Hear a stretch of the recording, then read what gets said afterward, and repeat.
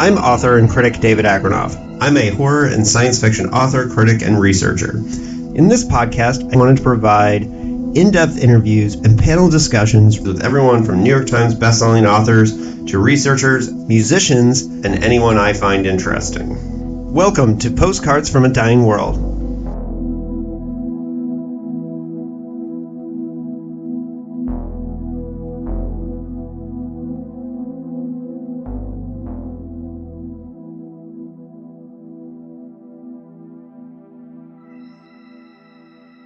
Hello and welcome to another important and special episode of Postcards from a Dying World.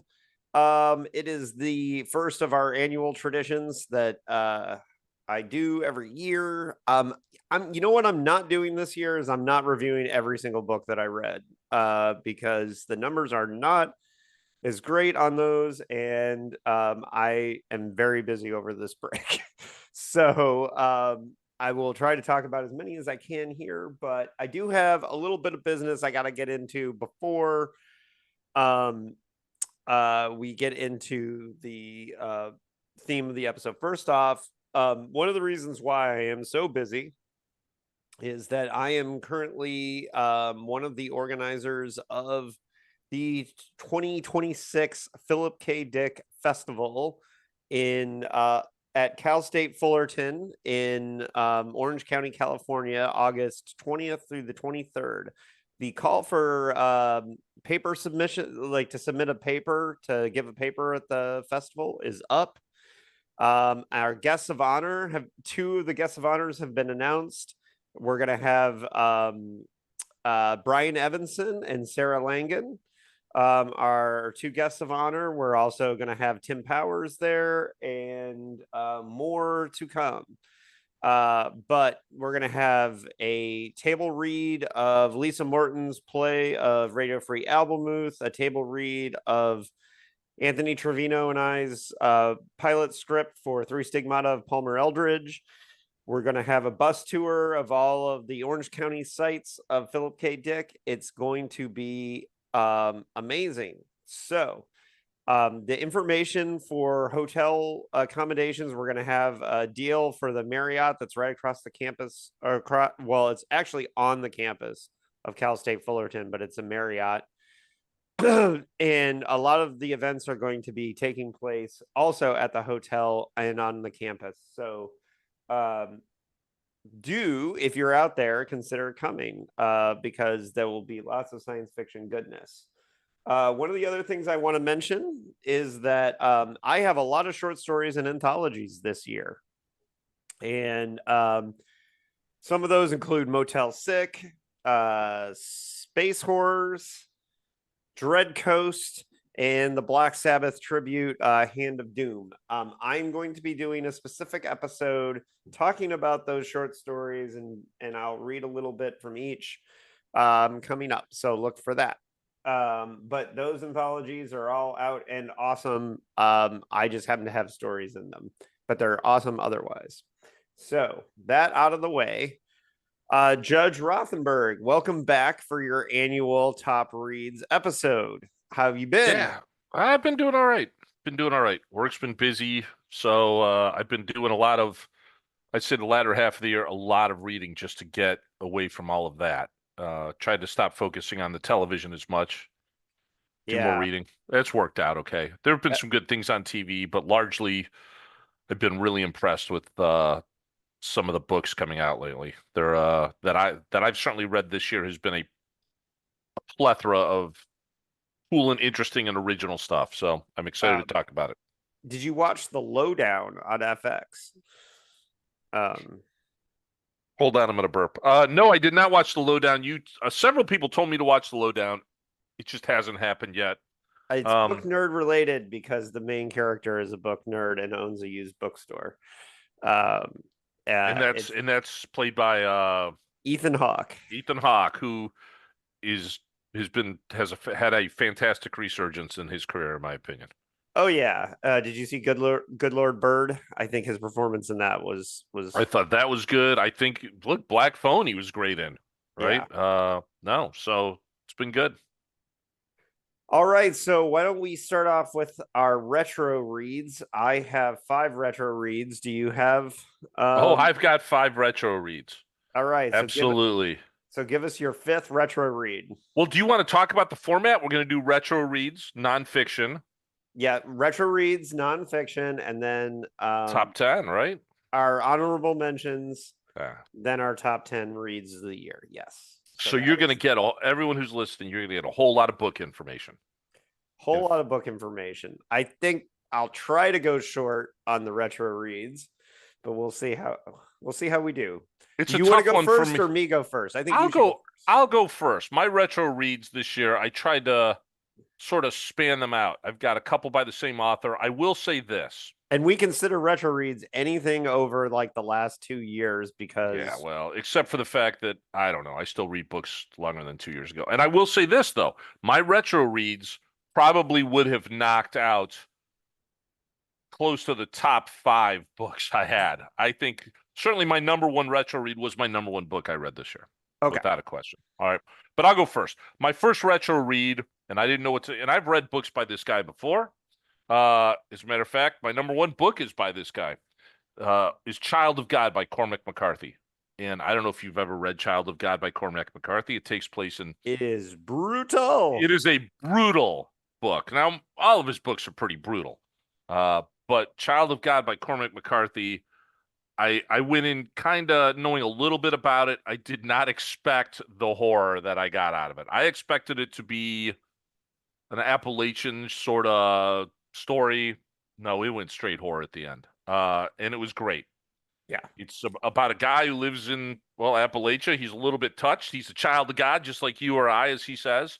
And when I say touched, I don't mean there's just something wrong with him. I mean, there is. And it devolves into, wow, 2 of my books actually have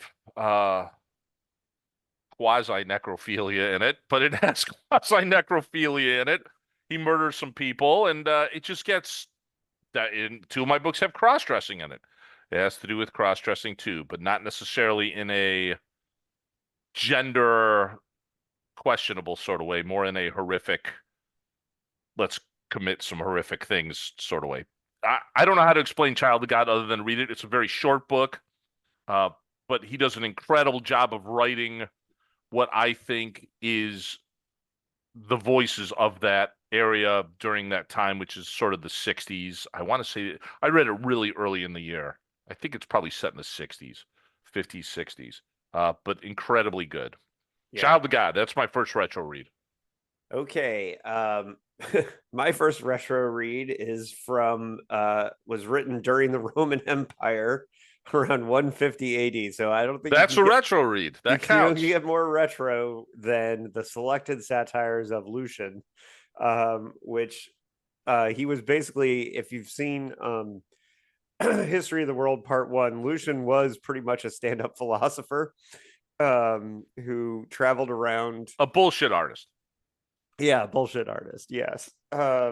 Indeed. And he traveled around. He was Syrian. He lived in Syria, but he traveled around the Roman Empire and gave talks. And when he came back to Syria, he was cracked up by all the wild stories that he was told. So he wrote these extremely bizarro, wild stories that include, but if you factor in at the time, the furthest like his part of civilization had ever gone was Gibraltar, right? Um, so there's an island past Gibraltar, there's moon men, there's a war with the moon men who give birth through their calves, which is really bizarre. It's a super weird book. It's not necessarily the best read, but it was such a revelation that there was this dude walking around the Roman Empire writing this like whacked out science fiction. I found it to be pretty illuminating and interesting, and that's why it's my number 5 retro read of the year, the selected satires of Lucian. You threw down the gauntlet. Now I have to go back farther for next year's retro read. You have to go. I have to go way back. Sanskrit. Well, my Finding next a one's stance. 1907 too. So It's pretty good. Mine are yeah. not that far back. Okay, what's your next retro My read? next retro read actually was unavailable for a very long time. It just got republished this year, which is a book called Throat Sprockets by Tim Lucas. I had heard about this book a long time ago, could not find a copy of it. I don't know if you've ever heard of this book. Hmm. Um, so good. This is about a guy who lives in Ohio who is a advertising guy. He's not an executive at this point. He just works in an advertising firm. And for funsies, during the 70s, he goes and he hangs out at he goes watch old pornos at a porno movie theater. And one day they show a film that is called Throat Sprockets.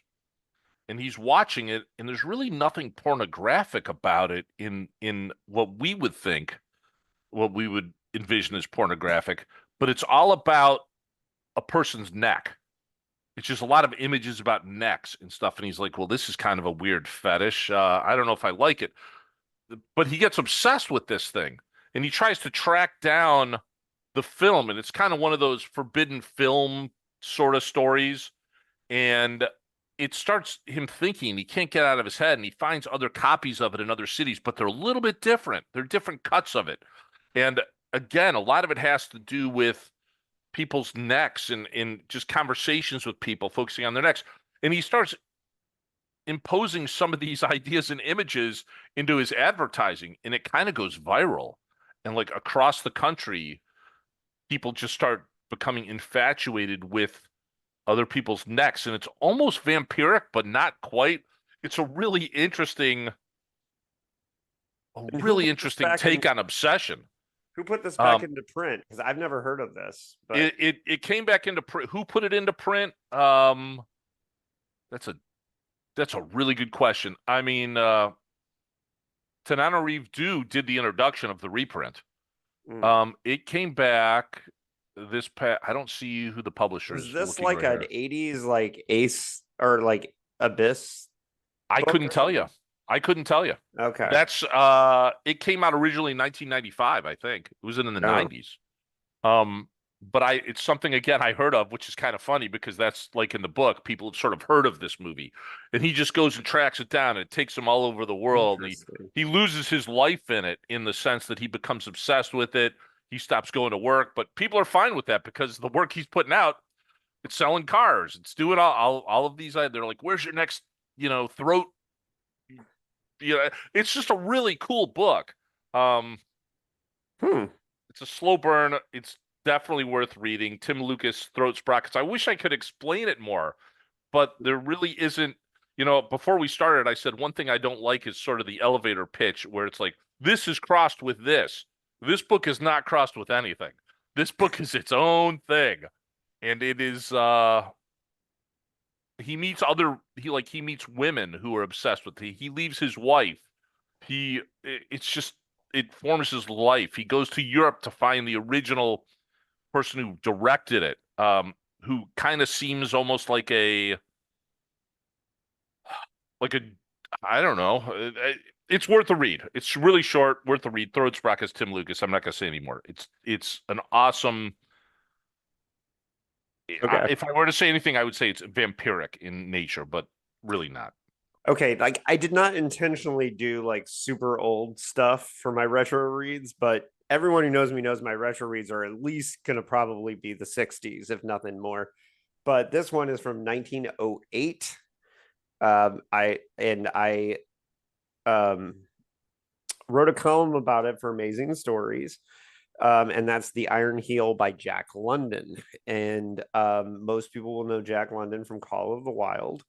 And I was wanting to read more Jack London ever since, like, I mean, even 2021 when I went to Berkeley for the first time. You take the train through Jack London Square in Oakland, and there's his house, surrounded by 1,000 brew pubs now. And The Iron Heel is an intensely radical work of science fiction, even for today.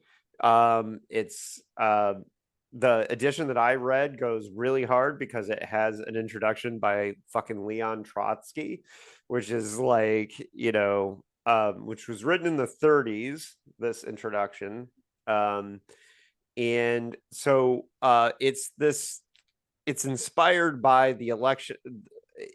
It basically envisions this radical turn in the 1915 to 1916 election, basically, and that and most of the book is written with these footnotes from future historians from centuries in the future. So it's a very interesting and weird book. And it's not going to be for everybody because it is, definitely of his time. But I mean, this is the guy who wrote Call the Wild, and To Build a Fire. So like, it has great writing in it too. I was Um, gonna say, my favorite piece by Jack London is To Build a Fire. yeah, It's just an amazing and if you want to story. hear us talk about that story, we in our top 10 horror stories, that was one of Laird Barron's picks. Oh, And so it is pretty much cosmic horror. So yeah, Jack I don't London. know if it's cosmic. It's certainly existential horror. Existential, yeah. But the Iron Heel is great science fiction, and I also recommend that if you're in Oakland to go check out his house at Jack London Square. Um, On on my to read list for next year is White Fang. I have not read White Fang. I have That's not really read the White other. Fang either. That's the other Jack London book that. But I love Jack London. I've actually not read this book. But I'll put it on there too. Iron Heel. Iron Heel. And then yeah, so that was my number 4. I have a tie for number 3. What's your number 3 retro read? My number 3 is a Western. I read a couple Westerns this year. A True Grit by Charles Portis. Now, Oh, here's the great deal. stuff. Great stuff. Never saw the movie. Never saw either movie. I still haven't seen them. But I Okay. was like, you know what? I want to read a good Western. And I Well, read you two should Westerns. see the Coen brothers I've heard they're movie. both good. I've heard they're Yeah, both good. But the Coen brothers movie, is closer to the novel. yeah, I will. That's what I've heard. But this novel blew me away. I don't know why I haven't read more of his stuff before. It was just I was in a used bookstore. I saw it and I was like, you know what? I've never read his stuff. We'll start here. Great book. Obviously, most people know what the story is. It's about a 14-year-old girl who hires well, he's pretty much just an alcoholic, sort of she thinks he's washed up, U.S. Marshal to go find the guy who killed her dad. And it's kind of a road movie in a sense, in a Western road movie.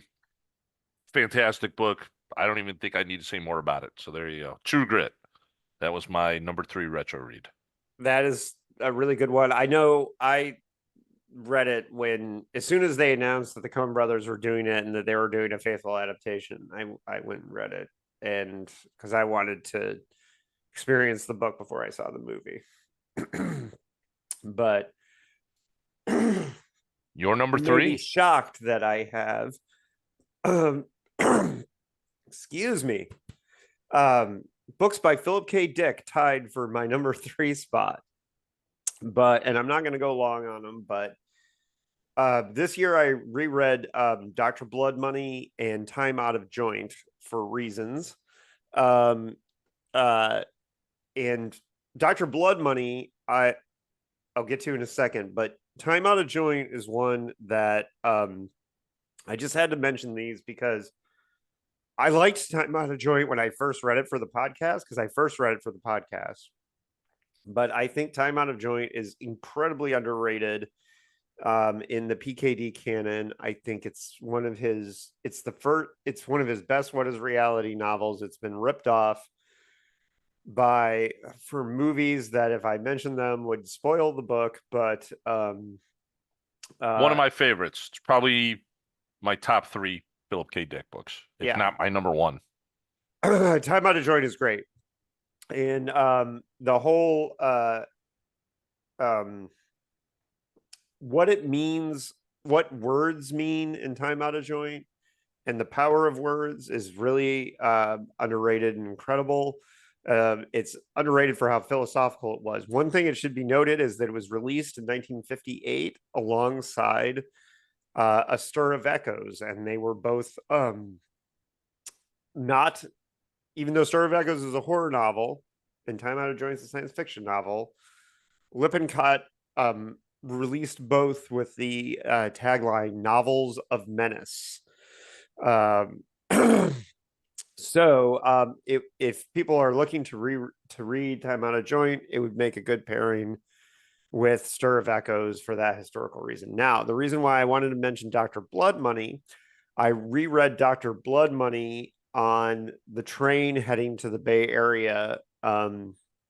What a group of dickheads all got together in the Bay Area in July, and we toured his homes in Berkeley. And most importantly, in relation to Dr. Blood Money, is that we went to a because Dr. Blood Money is the book where the characters kind of follow Phil's path, starting in Berkeley and then ending up in Point Reyes in Marin County. And it was my first time going to Marin County, and we went to kind of the sites that the book that Dr. Blood Money takes place in, and saw there's, for example, a huge part of the book is that there's a DJ in orbit who's a astronaut who can't get down, so he DJs, and then from orbit, and all the people collect in this building called Foster's Hall in Point Reyes. And so we went to Foster's Hall, and we read parts of the book from the steps at Foster's Hall, and it was very cool. But having the experience of reading it, it's interesting because I'm considered this expert in Philip K. Dick's formula, and Dr. Blood Money is one of the books where he does not follow the formula at all. But I think it's underrated in his oeuvre. I think it is a really powerful nuclear war story, and it kind of mirrors his move out to the countryside to Little Point Reyes, which, by the way, is a tiny, tiny town. And I didn't realize how tiny it was. It makes Nashville, Indiana look like a bustling metropolis. When So was the last time you were in Nashville, Indiana? Because it's actually pretty busy nowadays. that's what I'm saying. That's what I'm saying. Point Reyes is literally one block, and the same stores that were there when Phil lived there in the 60s are still there, and the same bakery. This, they now have vegan and gluten-free options, but the same saloons. So we went to all those places, and it was really cool. And reading Dr. Blood Money in one sitting on the train was a very powerful experience. So that Dr. Blood Money / Time Out of Joint.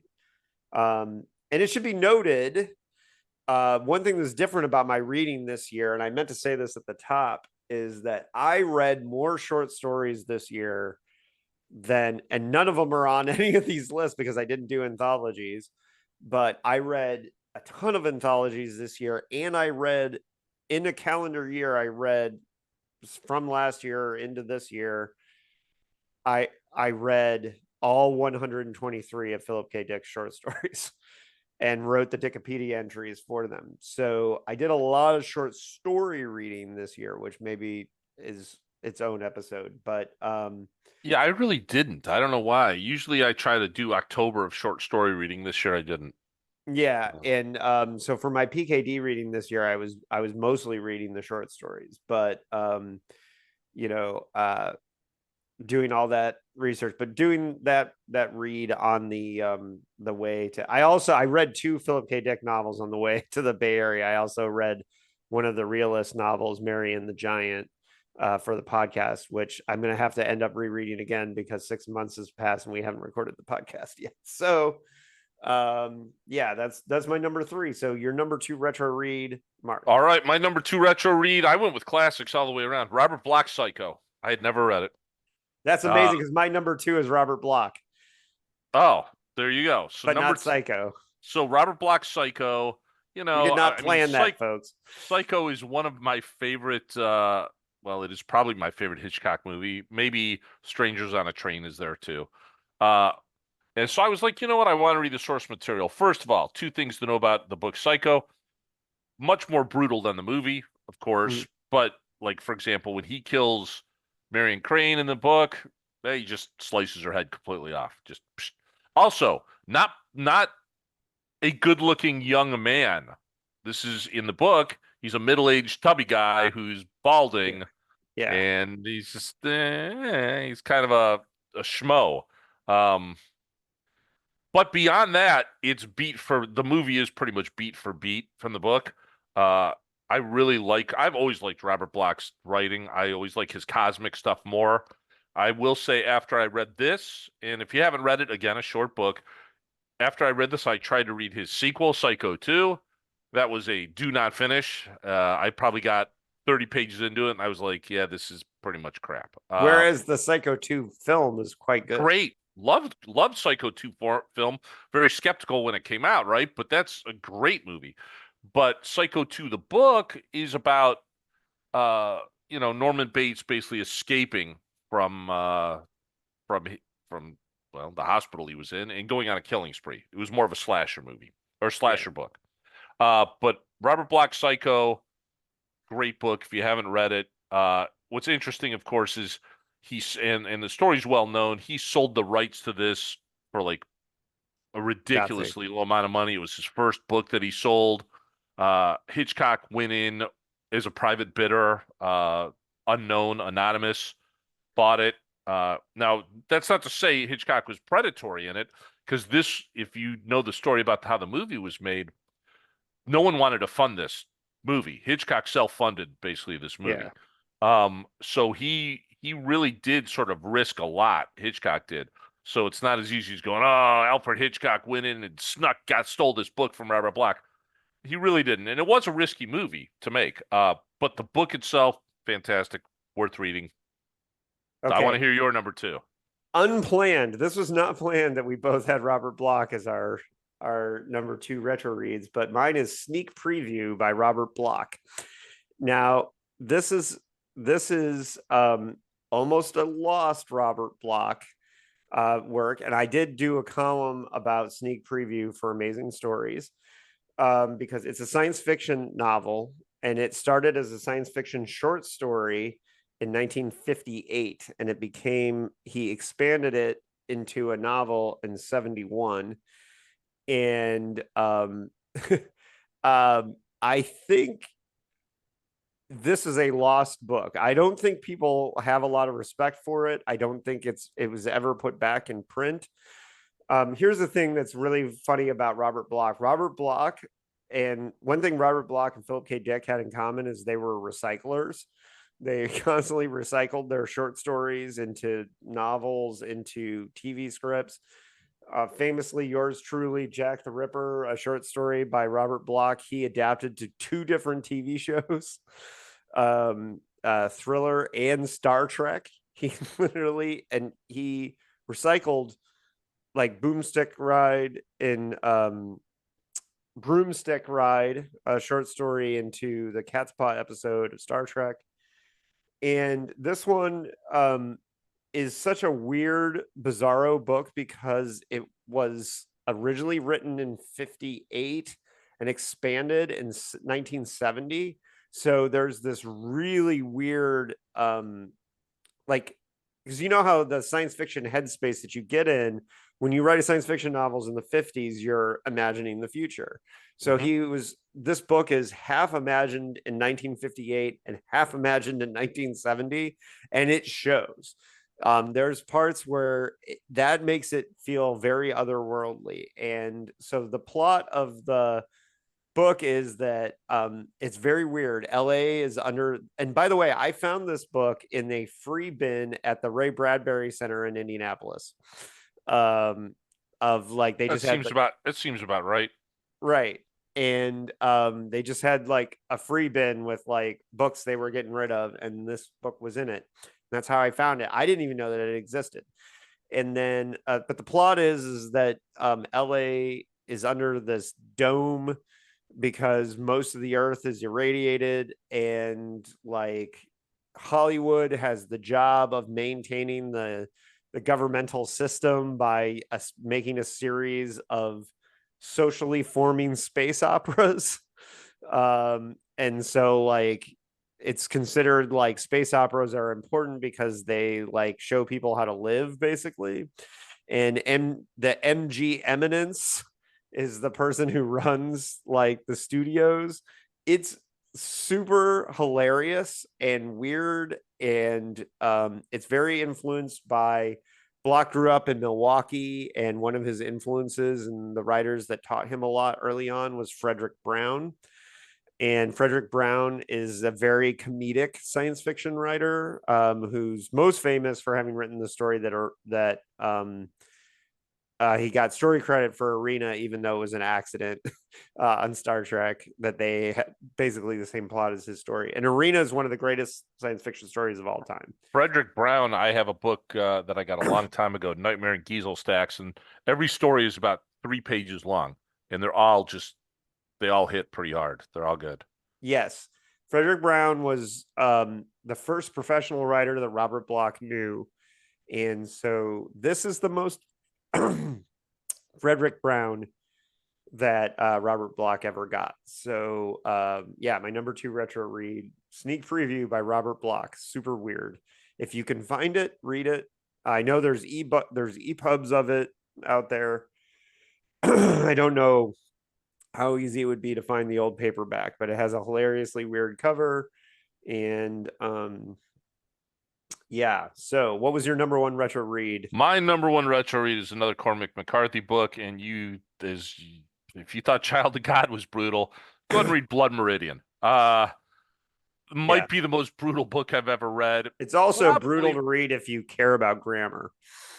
Well, Yeah. yeah, but that's just Cormac McCarthy. You I care know. about grammar, punctuation, anything. You just don't read his books. And it takes a little while to get into that. Look, I had read a couple of his books before I read The Road. I read No Country for Old Men. I never read, his Border Crossing trilogy or anything like that. But I dove into Blood Meridian because over the years, everyone's talked about how great it was. And I will be honest, it lived up to every bit of that. It might be one of the best. I mean, it is an American masterpiece. It is based on kind of a true set of events in some people. There's the main character, you don't know his name, he's just called the Kid, and he ends up in the Old West getting involved with a group of former soldiers who are mercenaries who are out uh, hunting whoever they get paid to hunt. They're hunting Native Americans, they're hunting Mexicans, they're hunting whoever pays them to hunt. Uh, they're scalp hunters at one point, but it's really about, I mean, that's what it's about, but it's really about evil and what is the nature of evil. Because there's one character in this book which might surpass any villain I've ever read in any book. And if you've ever heard of this book, you probably are familiar with the character as the Judge. This guy is described as a bald guy, like 7 feet tall, hairless, uh, just vicious. He knows a little bit. He's super educated. He knows a bit about everything. He knows about chemistry. He knows like 5 or 6 languages. He knows how to dance. I mean, when you're first introduced to this guy, he walks into a revival that's happening in a town, and he basically riles everyone up to think by claiming the preacher is a pedophile who's killed little girls and killed boys. So everyone in the revival goes crazy and they tear apart the tent and they kill the preacher.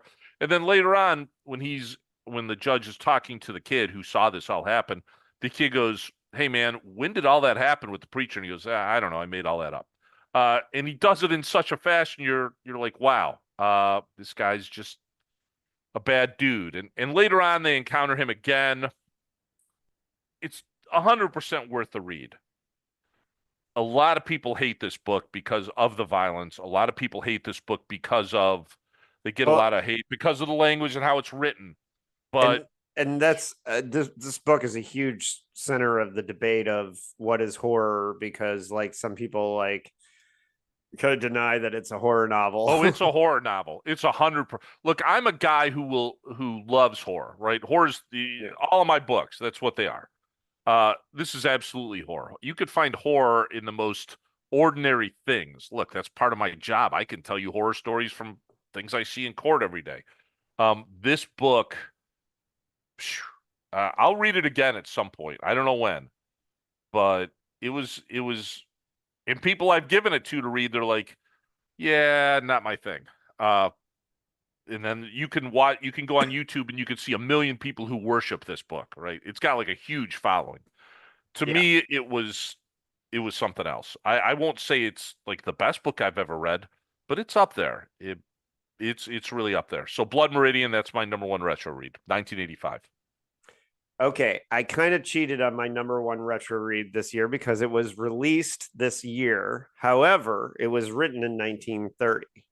So I think that What I counts. did with Throat Sprockets, I couldn't get that from the 1990s, but it was re-released. So go ahead. Yeah, absolutely. Okay, this is The Martian Trilogy by John P. Moore. Now, this book is a brand new release from Amazing Stories, Amazing Selects line, and it is in the 1930s. There was a writer named John P. Moore whose most famous work was a crime short story that's considered a classic of black pulp noir.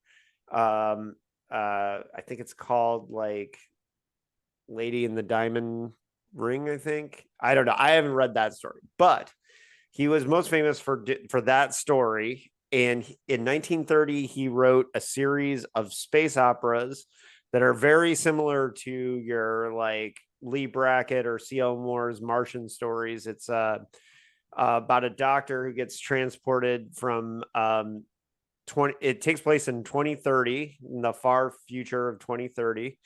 And a doctor who gets transported to Mars and finds like a whole black culture up on Mars and marries a princess and fights creatures. And it was published in the black newspapers. It was serialized in 34 black newspapers through something called the Illustrated Feature Section, which was basically an anthology that came out twice a month in the black newspapers around the country.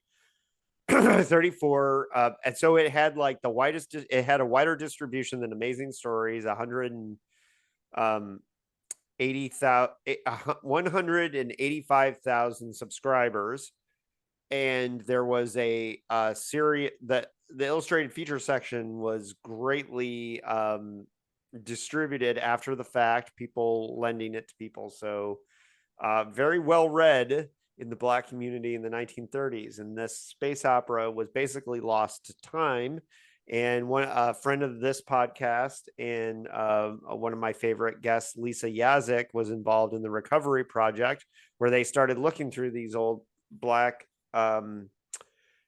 newspaper features to find science fiction. And she also just turned in the edits for an anthology of science fiction stories from the black newspapers that will be coming out next year. She is, of course, did the same thing with The Future is Female, volumes 1 and 2, which are great. And but the Martian Trilogy comes with, it has this John P. Moore space opera, and then it has a series of essays about the different people involved in editing the newspapers, and it's very educational. It has essays from Cherie Renee Thomas and Maurice Broadus. It's great. The Martian Trilogy. It's, I think, the most important book that was released this year. So if I didn't count it as a retro read, it probably would have been my number one on my main list. Maybe not. I don't know about that. But it's my number one retro read, The Martian Trilogy. All right. What are we going to now? We're gonna do Honorable mention. nonfiction. Nonfiction. All right. I've got 4 nonfiction books. I have 5. So go ahead with your 5th. Let's start that way. Okay. So here's the thing. Normally, my nonfiction list is going to be a lot of books from this shelf right here on my desk, which is like nonfiction books about science fiction, and I do have 2 of those. But this year, because I wrote the sequel to The Last Night to Kill Nazis, I had to do a lot of research for that book. So my number 5 and number 4 are both from that reading. And my number 5 nonfiction read was Operatives, Spies, and Saboteurs: The Unknown Story of the Men and Women of World War II's OSS. So it's a history of the pre-CIA like agency that was basically the Allies counter or spy ring that was working during World War II. And that book is fascinating. So that's my number 5. I don't really have much to say about it other than like it's a lot of stories and backstory on the spy ring All during World right. War II. My number 4. Well, you go ahead with your number 4. That's fine, and I'll go that way. Well, and that's also one that I read for, and I had to get this through interlibrary loan because it's extremely out of print. And I didn't know that books about World War II would go for $500 a shot. But, and that's Nazi Paris, the history of occupation 1940 through 44. Since part of The Next Night to Kill Nazis takes place in occupied Paris, I needed to read this, and it is a very detailed history, including lots of letters between different Nazi groups and Nazi figures. And so I had to read that for next night, and it was quite a disturbing read, and kind of weird to read right as things started happening in this country. So, some things seemed a little similar, which was really weird. So yeah, Nazi Paris, the history of occupation 1940 through 44. I don't know that I would recommend that. And if you want to find it, you're going to have to I did an interlibrary loan from the San Diego State University Library to get it. So, but thankfully we have a good interlibrary loan system in San Diego where we can use the university libraries. So my number 4 was a gift to me. My daughter, her boyfriend of almost 4 years now is Norwegian, and I got a gift last year, and I just read it not that long ago, and that gift was a book called Norwegian Wood by Lars Meiding. And what is this about? That's right, Scandinavian wood cutting. And when I say wood cutting, I mean chopping down trees and how to stack wood and preparing for the winter. Because in Scandinavia, not everyone has central heat. As a matter of fact, they use clean energy, which is wood burning stoves that they keep nice and clean. I learned a lot about what kind of trees you want to use and what kind of trees you don't want to use. I learned a lot about the best ways to stack wood and how you want to put certain wood on top of other wood because the rain might come and the snow might come. I learned a lot about cutting wood and and why it is not only you do it not only for you do it for some aesthetic aspects, not only for survival, but also for in a form of meditation. So there you go. That's all I'm saying. My number 4 was Norwegian Wood by Lars Meiding. you felt like this added to your life. In a way, it did because at work I was really stressed out, and I wanted to read a book that had nothing to do with anything relatable to what was going on at work or in my life. And yes, this actually added to my life. It was interesting. I now know the difference between beech, birch, and ash, and why you would use ash versus birch, and all of that stuff. And there you go. Okay, I have a very interesting one for number 3. However, I need to ask a few questions first of you, Mark.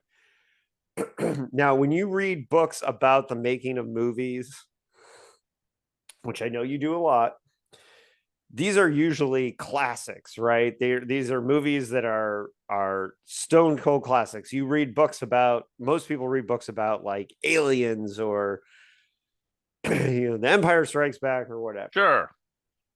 So how about a book about a meh movie? What did Wait, you is it a book about Under the Rainbow? Because that would be a great book to read. no, but Oh, okay. what do you think of Star Trek Insurrection? Do I have to? Okay. That's the first question I think of. Now, Do I Star have Trek to think Insurrection, about it? I would argue Star Trek Insurrection is not a terrible Star Trek movie. It's not Star Trek 5.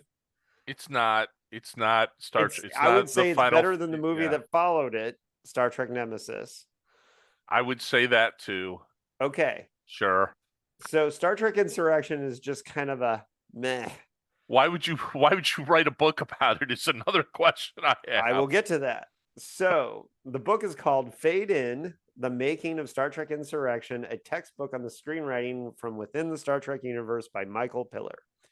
Now, can you buy this book? No, you cannot, because everyone involved in the making of Star Trek Insurrection did not want him to release this book for various reasons. So do you know him? How did you get a copy of the book? Well, his wife made it available on PDF on her website. So if you Google "Fade In: The Making of Star Trek Insurrection," you will get a chance to read this. This is a must read for anyone who is interested in screenwriting.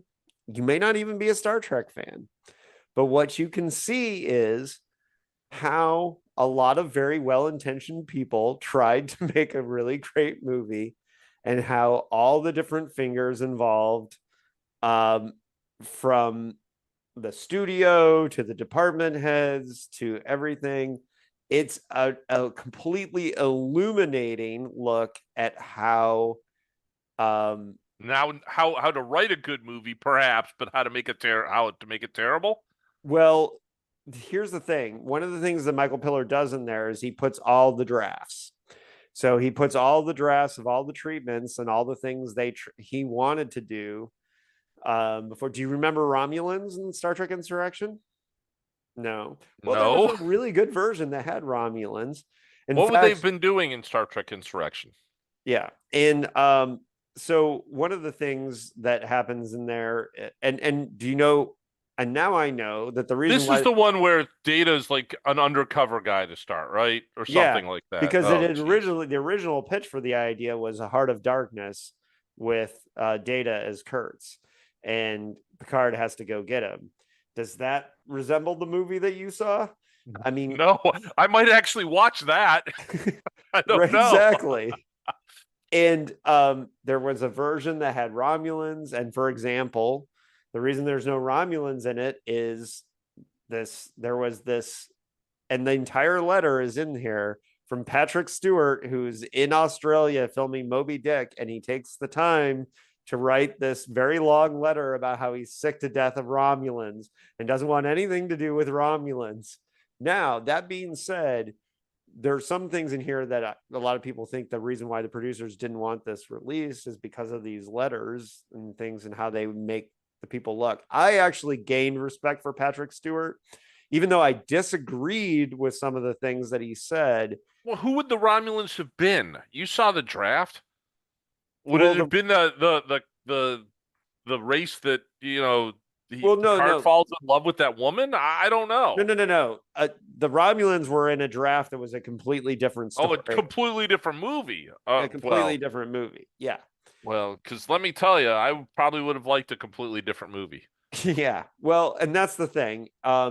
Fade In is a fascinating read at the process, because he shows all the letters from the different departments, from Rick Berman, from the studios, from everything, and then it shows how he goes and has to change things, and then we have to make this change. And one of the most interesting things is how hostile Brent Spiner is to Michael Piller, and how he's like, "You don't know how to write my character." And but one of the funny things that Michael Piller points out is that even though Michael Piller had never written data centric episodes, because he was the showrunner on Next Generation, he rewrote a lot of episodes, and a lot of Brent Spiner's favorite scenes with Data were ones that he had rewritten, but he didn't get credit for. And so there's a lot of, it's really a Does this absolve him of some of the crimes that occur within insurrection? Because now that I'm thinking about insurrection, uh, there's some stuff in there that was Jordy doesn't have the goggles, right? yeah, What's Worf do? Worf is weird. Something happens weird with he gets Worf. zits. Yeah, he's like going through puberty or something. Yeah, No, why? I don't get it. I mean, the Troy Riker thing was going to happen at some point, so I can't say that was bad. But yeah, it explains all of it, and I seriously suggest people read it if you're I a Star Trek I fan. very well may read it just to Yeah. Yeah. It's a fascinating, and that's one of what I said, like, most books about movies are about classics, and to get one about a meh movie, because I love books about movies that are maybe classics or cult classics, but are disasters in the making, right? This yeah, sounds like that might be like one book that I have on my reading list probably for next year is the book about the making of David Lynch's Dune, yeah, which I can't wait to read. Uh, right, and like one of the things is you'll because you learn things. You just learn how terrible Hollywood is. That's yeah, part of it, and right? it's funny because you see, like, even like there's an earlier draft and it's a much better movie, right? And you're thinking to yourself, wow, that would have been a cool movie to see. But then there's part of me that's like, but it's so much like the episode Tapestry from Next Generation that I feel like at some point somebody would have been like, this is too much, like, we already did this story, right? To a degree, because a lot of that story is all about, like, it was like a Fountain of Youth story, and Picard figuring out that, being reckless is like part of the sus. I mean, they did that. They did that in Tapestry. So with Q. And so yeah, that was the Romulans trying to steal the planet that's the Fountain of Youth, and like da da da da. Da. Anyways, Fade In, the making of Star Trek Insurrection. You can find it online because no one would let Michael Pillar's widow publish it. He wrote it when he was dying, which was kind of funny because, I guess what the fuck did he have to lose? And then his only wish was to have it published after he died. And so his widow is kind of obviously a little annoyed that she couldn't get it published. And so she made it available. And yeah, it's out there. So your number two nonfiction read? My number three, number three Okay. nonfiction Oh, read I went is, first. Yeah. yeah, is Rise First and Kill, which is the secret history of Israel's targeted assassinations by Rosen Bergman, who is an investigative reporter. Uh, I A couple things you learn during this book. First of all, it is sort of the history of Israel, but it's also the history of the Middle East. You learn that, it's pretty easy nowadays to go one way or the other, go, well, Israel's right, or Palestine's right, or the Palestinians are right, and the Israelis are right. You could do that a million times over.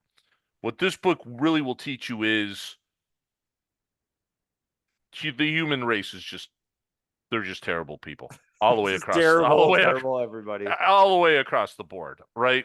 Um, there's a reason the Middle East is in the situation it's in, and it's because, look, I'm Jewish. There's no question about it. But the reason it's in the situation it's in is because no one ever really has a genuine thought about how to just get along. All right. This starts with a big philosophical struggle, which is when Israel was formed, obviously they were attacked, all of this. How do they get ahead of that? Coming out of the Munich Olympics, how do you get ahead of that? How do you stop these things from happening? Well, here's an idea. Let's just start doing assassinations. Um, and in some ways, by the way, it worked. But it's not just about Israel's. I mean, that's kind of what it talks about, Every Israel's person you program. assassinate leaves a whole family of angry people. Well, but it's the other way too, Right. because it's the Palestinians doing the same thing to the Israelis. And then it gets even bigger. Things I learned that I didn't even know. After World War II, there were a whole bunch of secret Nazis who were helping the Palestinians develop bombs, not because they hated the Jews, though, still, because the Palestinians were paying them. And they're like, hey, I'm a German who knows how to make a bomb. I'll go work for these guys. I will say it also shows the how when you're trying to just survive in the early days of Israel, how it really makes you become smart and inventive. And when you're fighting just fighting a cause like the Palestinians were, how it can get you sloppy and just I don't know how to explain it. I mean, it's a really interesting point to the Middle East. If you're interested in Middle East politics whatsoever, like I said, no one's going to come out looking good in this book. The Israelis don't come out looking good in this book. And it's written by an Israeli. And they tried to stop him from writing it. The Palestinians don't come out looking good in this book, but it is a good history of the area. It talks a lot about the three phases. It talks about before Israel, then it talks about sort of the PLO area and Black September, and then it even goes into what the Middle East is now, and it really gets kind of away from Israel at that point. It talks more along the lines of Syria and Lebanon and sort of the fight they have internally. Uh, but it was a fascinating read. It's about yay big. It's about I don't know over maybe 1,000 pages. Rise Well, First and Kill. There's a lot more media critical of Israel in Israel than there is. Sure, there is. Sure, here, there is. And it's not always about. But in this kind of explains that too, because the Israelis themselves are like, we should be better, without a doubt. We want to survive, but we should be better. We should be better than the people that want to destroy us. And it's again a fascinating. Yeah, a lot of they're prisoners to Netanyahu in a lot of ways. Yeah, it's not just Netanyahu though. I mean, if you see the early prime ministers, they really struggle with the idea as to whether or not we should conduct some of these assassinations. As a matter of fact, they've set up a whole system early on where there's checks, double checks, triple checks. No Israeli can die, no Jew can die, no innocent person can die in these situations. That's why you don't see just random bombs going off in cities. And I should differentiate this from well, it's different. It's different. That's what I was going to say. You need to differentiate Israel bombing the hell out of Gaza as a result of being attacked, and everyone can have their own views on that, as opposed to what we're doing now is we know the Egyptians are actually have a nuclear program, and they've flat out said once we have a bomb, we're going to destroy Israel. So how do you deal with that? Do you go after the scientists who Egypt has hired? Do you do this? It's an interesting take on it because it's not like the first choice for any of these older Israeli government people who are like, yeah, we should go kill them. That's the first thing no, they try everything else.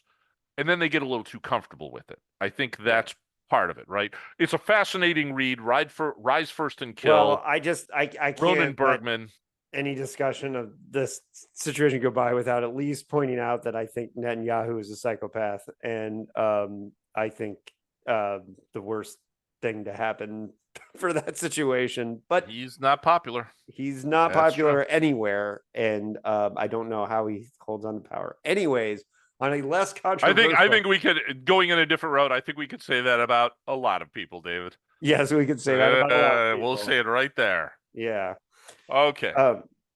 So my number 2 is Strangelove Country by D. Harlan Wilson, my co-host on the Dickheads podcast. And Strangelove Country is a book of commentary on the science fiction films of Stanley Kubrick.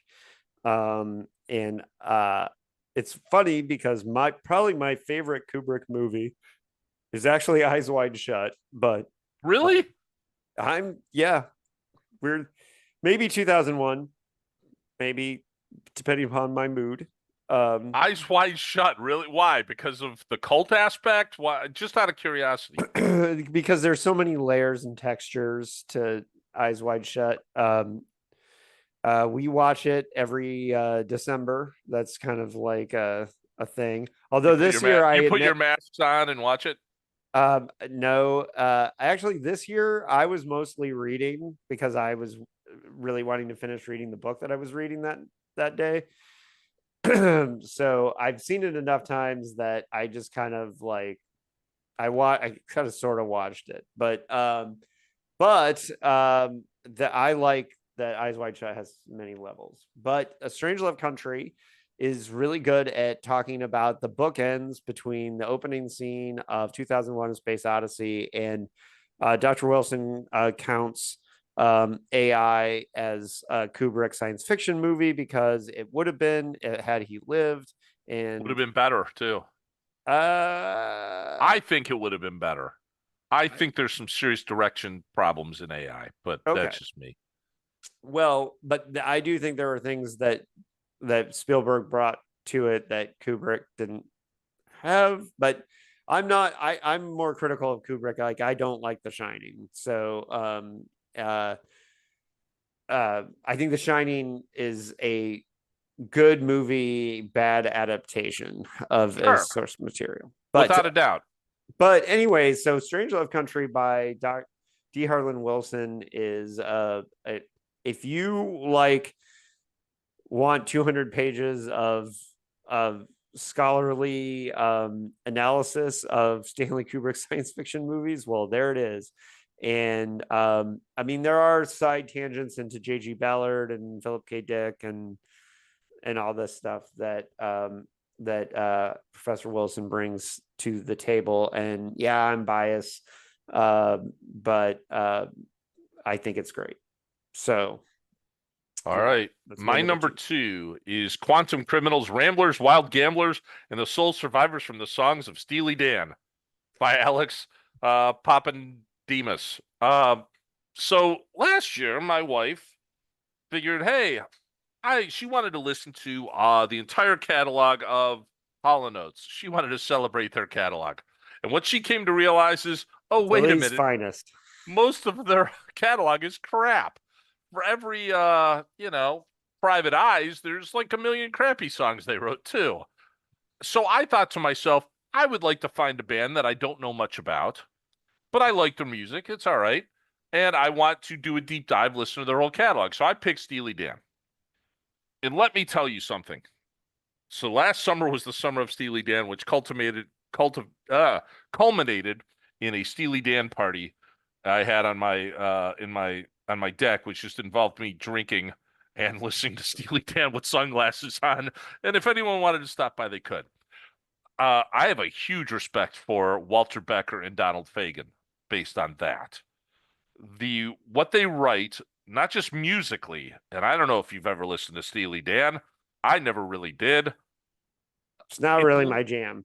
You I should, will but you should say, listen. You should listen to the music. They do some stuff there musically that literally, with different beats and different rhythms and different time signatures. It just blew my mind. And then I listened to the lyrics, and that's where this book comes in. This book comes in and explains almost each song because every song they write is a story, and it's so many different metaphors, so much out there. It really gave me a new respect. And I don't read many books about bands. I just don't, or biographies about them. This one was worth reading. It brought a different dimension to just listening to Steely Dan. I highly recommend, by the way, if you're going to listen to Steely Dan, you listen to their second album, which isn't really a popular album by a lot of people, but I think it's their best. But that's just me. Steely now, Dan, Quantum Hall Criminals. and John Oates, I will say, Hall and Oates, their hits are serious bangers. They Like, are, they are. But even she was very sorely disappointed. She was expecting something she wasn't going to get. Whereas from day one, Steely Dan, their first album all the way through their last album, and they only had like 7 albums with like a 20-year gap in the middle of it. Um, Amazing. Just incredibly produced because that's what they did. At one point, they stopped touring and they just would bring in they would do their parts, then they would bring in session musicians going, fine, play this guitar part. And then they'd bring another session musician and play this. Then they'd bring 10 session musicians in to play the same part. And then they'd go, all right, this one's the best. We're going to do this one. It was an amazing feat. But that was my number two, Quantum Criminals, basically about Steely Dan. There you go. okay. My number one nonfiction read of the year is Worlds Built to Fall Apart, versions of Philip K. Dick. This is a French philosophy professor writing about the themes and philosophies of Philip K. Dick, translated into English, on paperback from the University of Minnesota Press. It was for a while like the translation, it was like one of those textbooks where there was like only like $150 copies of it, and it's only about 100 or 130 how many pages is it? The notes are in super long. So the text is about 140 pages. I read it on the flight to San Francisco I was on a panel about Do Androids Dream of Electric Sheep in San Francisco. And I read it on the flight there, which was good warm up for talking about all that stuff. And I read it all mostly in one sitting. And it's great. He really dives into the themes, androids and alternate worlds, and but like for example, there's one that he really I thought brought to the table that we hadn't really talked enough about, which is the what he calls the technocratic anti-hero. And the technocratic anti-hero is somebody who's in most of Philip K. Dick's work, and we didn't have a term for it before. Now we got a term for it, thanks to another David in Philip K. Dick studies, because it's the name of the author is David Lapargeux, I think is how it's pronounced in French. So that means another fucking David in Philip K. Dick studies. So we're up to like 8 now, which of course we are the third variety. So what are the first 2 varieties? Well, have you not read Second Variety? No, I might not. Oh, the story? I don't think I actually have. That's like his best. That's like wait. Is that Screamers? Yep. Yeah. I have.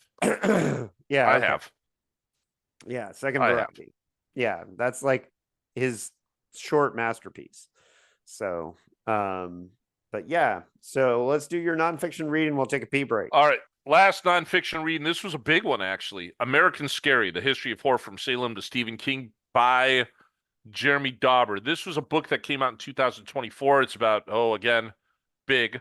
And what this does, and what I found fascinating about this, is this starts and it takes horror from in the concepts of horror and storytelling from the very beginning of America, from the colonial witch trials, paganism, all of that, and it talks about stories that were written back then, and then it goes into the periods of closer to the foundation of our country. So you're talking about Washington Irving, and then it talks about foundational myths like Native American, Trail of Tears, and all of these events that have influenced horror stories, and eventually it moves into modern horror literature, Poe, Shirley Jackson, then it eventually moves into film.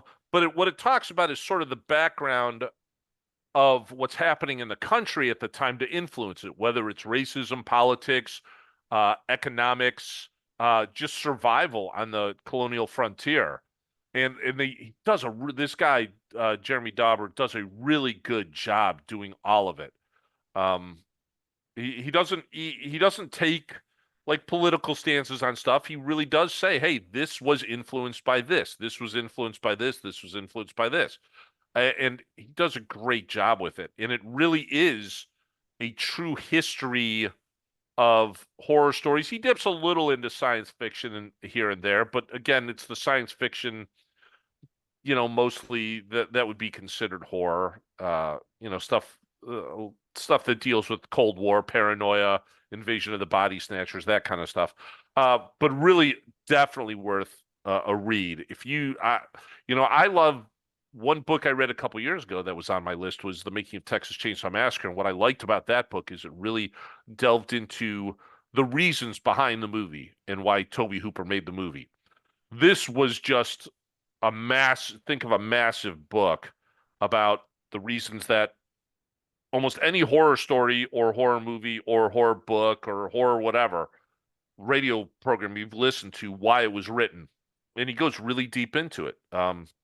It's not simply the Red Scare is why we had, Heinlein's, am I not thinking about it?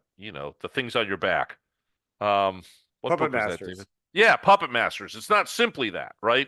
So, but it's really worth going into. It's a really deep dive in some of the stuff, especially the early things, which, I drew up I had my phone when I would when I would read this, I had my phone out because he would mention a story or an author that I had never heard of from the 1800s, and boom, put it on my list. And I have a huge list of stuff to read. Well, That I did the same thing with. I read 100 Best Horror Books, edited by Stephen Jones. Have you ever read that? no, and I typically try to stay away from. I mean, I think the last book I have by that is the 100 horror books to read before you die, which is by what's her name, Sadie.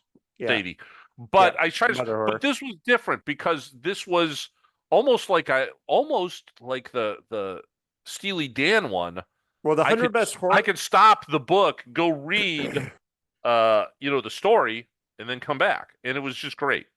Well, 100 Greatest Horror Books has a lot of like 18th century, 17th century. Like, I Sadie's book is cool, but it's very modern. And It is very modern. I don't necessarily agree with yeah, all of her stuff, but well, so I don't usually read books about lists, but when it's a book that sort of oh, no. integrates, yeah, integrates 100 all Greatest of the, Horror Books is each book has an essay by a different writer. So you get Peter Straub writing about The Shining, Tad Williams writing about Three Stigmata of Palmer Eldridge, Clive Barker writing about see, Dante.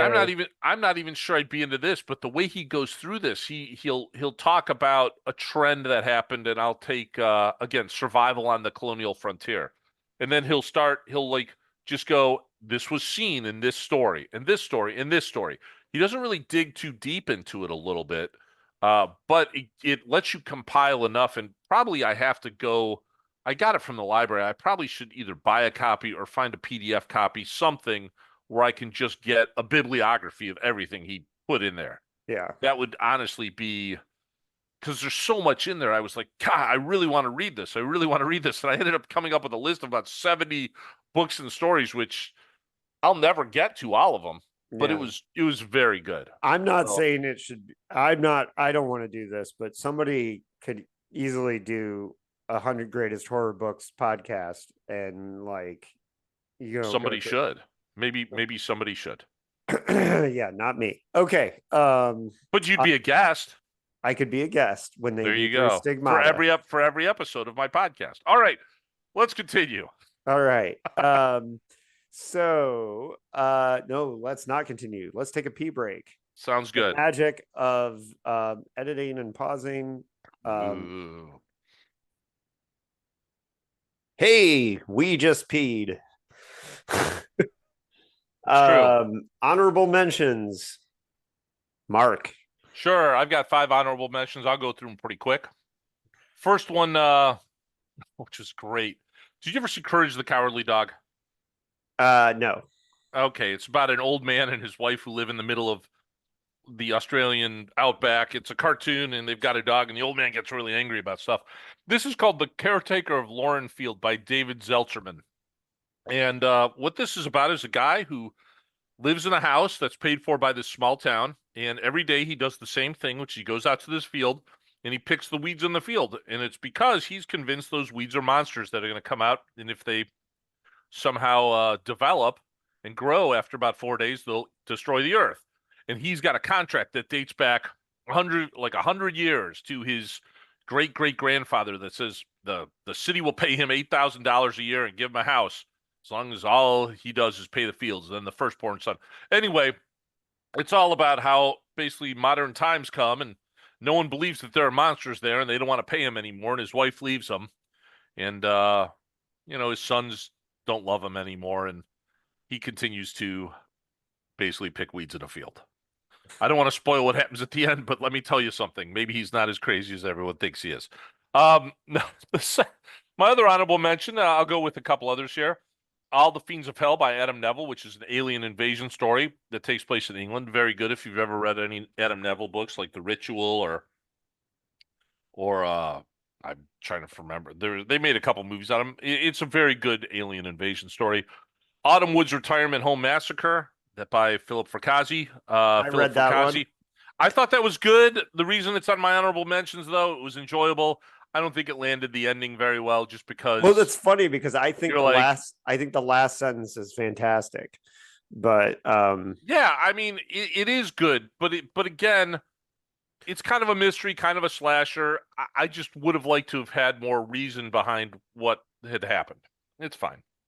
I liked it. Um, It's fun. It's very it was entertaining. fun. It was fun. That's correct. Look, I read a lot of books, so these are just honorable mentions, right? There are a bunch of books that didn't make it, including another Philip Ricassi book, which probably should have made it, but it didn't. Which is time travel, the time travel one. Oh, that was on You, my list last year. yeah, I know because you read ahead. You read ahead because you had an arc, but that's okay. I kind of followed some of that because there's an arc on that you read last year on my book list, which I couldn't avoid putting on there. The Bewitching by Silvia Moreno Garcia. I like this one a lot. It's kind of a witch story. Takes place in three different time periods: one modern, one very old in Mexico, and one sort of mid to early 20th century, maybe the 40s is what I'm Mm-hmm. thinking. She's a Very great good writer. book. I I want to love read this. I love her book. It's books. This is the second one I really liked. I've read others, but actually the third one I really liked by her. And the last one was an older book called Intercepts by T.J. Payne. I looked into T.J. Payne. I think he maybe have only written one other book. This book was really good, and it was about a clandestine remote viewing program that the government runs. And it's really about, and that's pretty much what they tell you from page one, but it's really about the people they use for remote viewing um, find a way to sort of break out of just being used for remote viewing, and it becomes a horror novel, but a good science fiction horror novel. So that was Intercepts by T.J. Payne. Those are my honorable mentions. Okay, my honorable mentions include Vanishing Daughters by Cynthia Paleo, which is, her brand of like Chicago fairy tale, kind of Pan's Labyrinth vibe, set in Chicago. But this one was influenced by Ubik by PKD. We had her on the PKD Hangout to talk about this novel, which you can already find on YouTube from our live. Every Tuesday night, we do a PKD Hangout online. We're doing one tonight. Um, and so, yeah, Vanishing Daughters by Cynthia Paleo. My next one, like all of these could have easily on a different year, might have been in my top 10 because they're all really good books, is The Silver Revolver by Sensei John Shirley. It's a kind of Breaking Badish Western crime noir novel that John wrote. The first two chapters are brutal as hell, super brutal, unbelievably dark. Um, so the main character is returning to work from after finding out that his son overdosed on drugs and is in a mass shooting on the same day. So rough day, rough day. And that's The Silver Revolver by John Shirley, and highly recommended. Next is an Indianapolis author, and that's the second book in the Astra Black series by Maurice Broaddus. I think it's called Breath of Oblivion. Sweep of Stars was my number one read a few years back. So I'm a real big fan of this series. I'm not, I think maybe because I read it early in the year, it, not sure why it's not higher. It's great. It's really great. And Indianapolis is the capital of the Afrocentric empire in this future, which is Hard to believe is what it is. well, Maurice is going for it, Oh, but I know he is, and I run into Maurice like when I go have lunch. Sometimes he's just a teacher, so I mean he's out with a yeah, friend of his or something, and I never bother him. But I do like Maurice, and I like his stuff quite a bit. yeah. And the last honorable mention I have was the very first book I read this year. And I think it may have been higher if I read it more recently. And that's Where the Axe is Buried by Ray Naylor, who wrote Mountain in the Sea, which is one of my favorite books of the last couple of years. And Where the Axe is Buried, I think, is not as popular as the other Ray Naylor books because it's a little weirder in that. Really? Hold on. Think of what you just said and then think about A Mountain in the Sea. Sure, but it's different because Mountain in the Sea, I think, has like the AI thing to grab onto. It has, um, but where the axe is buried is a lot of people are going to read this wrong. That they're going to think this is about Trump and fascism because it takes place, but it's really a novel very critical of Putin. And but it takes place in this kind of Hey, take your pick nowadays, yeah, really. yeah, exactly. It's a totalitarian future, and there's a dictator who is extending his life through technology, and there's a resistance fighter who may be entirely digital. There's some really cool stuff going on in where the axe is buried. You know, even talking about it now makes me think maybe it should have been on the list. It is really good. And Ray Naylor is one of the best, most important science fiction writers we got going right now. And I'm not just saying that because he blurred my new book, but I like that too. But I was a big fan already. So do you want to start with your number 10? I'll start with my number 10. And again, are we going to do it that if one of us has it higher, because I know you read this book, I don't even know if it's on your list though. If it's higher, if we wait until it gets high, we get higher, correct? yeah, All yes, right. So my number 10 book is The Book of Elsewhere by China Miéville and not on Keanu my Reeves. list. I know you read it. I didn't know it Yes. would be on your list or not. China Miéville is one of my favorite authors. And this was based on a comic book idea that Keanu Reeves had done. But you read it, so you could talk about it about a little thing. It's about an immortal guy, Yeah. and he basically, when you come into this, he's working black ops for the government. Um, Yeah. but it's not just about an immortal guy; it's about an immortal guy exploring his immortality. And there's, it turns out that he might not be the only immortal thing. And I say that only in the sense because there's kind of a pig that's immortal too, in a way. Um, I thought it was really, really well written, and I thought it was a really cool idea. Um, borders on science. I mean, it is science fiction. It is science fiction. Yeah. Um, I I thought it I was don't want to talk too much about it because I really enjoyed it. It's a quick, fun read, I thought. But more importantly, it does deal with that's really some hilarious. A things. China Miéville book being called a quick fun read. Well, for me, look, I love Embassy Town. I love things that, people are like, "Oh, that's too weird for me," and spends too much time talking using Oh words. I no, don't I like mean I'm a words. fan of China Miéville. I think City in the City is incredible. I Oh think yeah, but this book was interesting because he was adapting someone else's idea. yeah, Is what I thought was cool about it.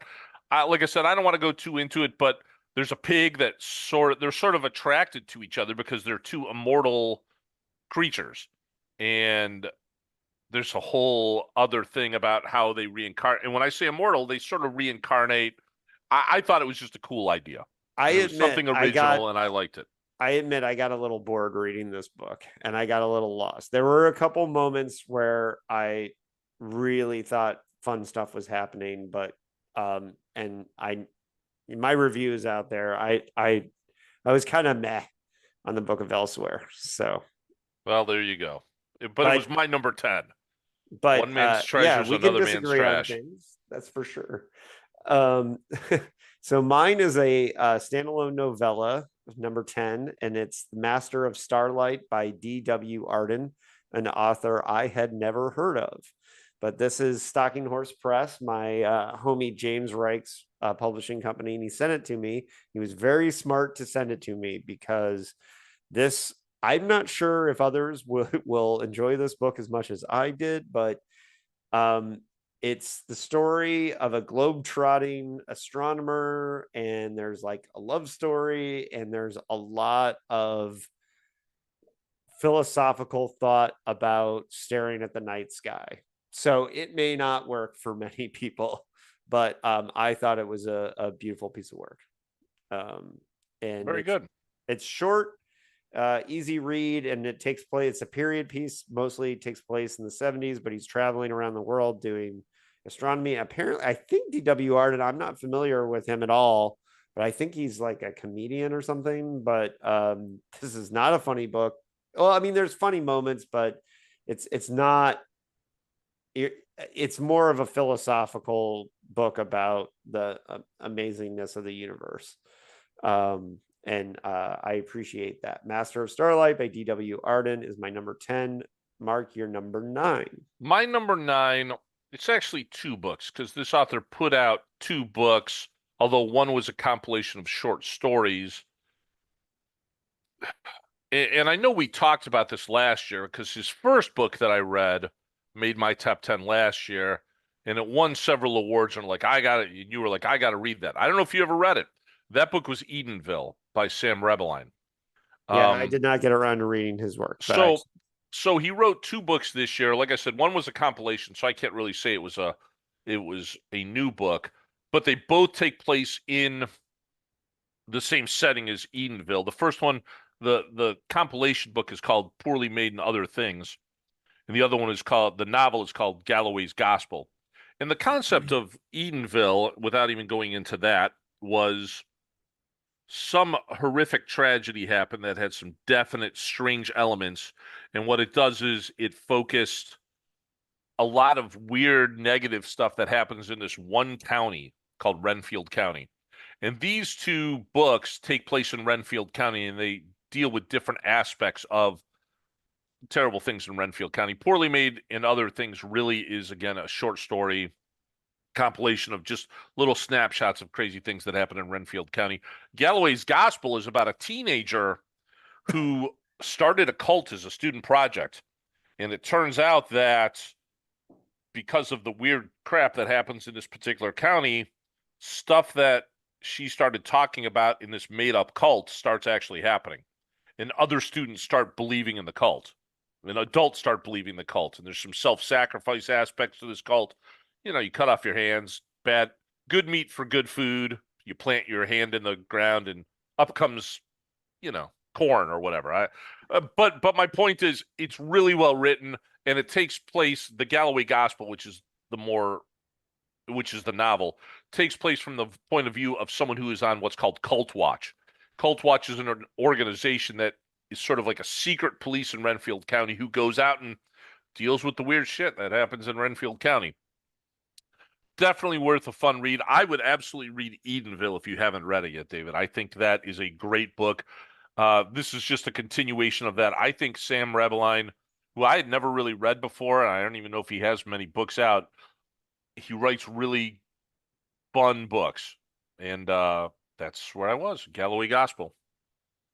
Okay, my number 9 is a short story collection, Awry by Duncan B. Barlow. Duncan is somebody I've known even longer than Mark. And he's most probably famous as a guitar player because he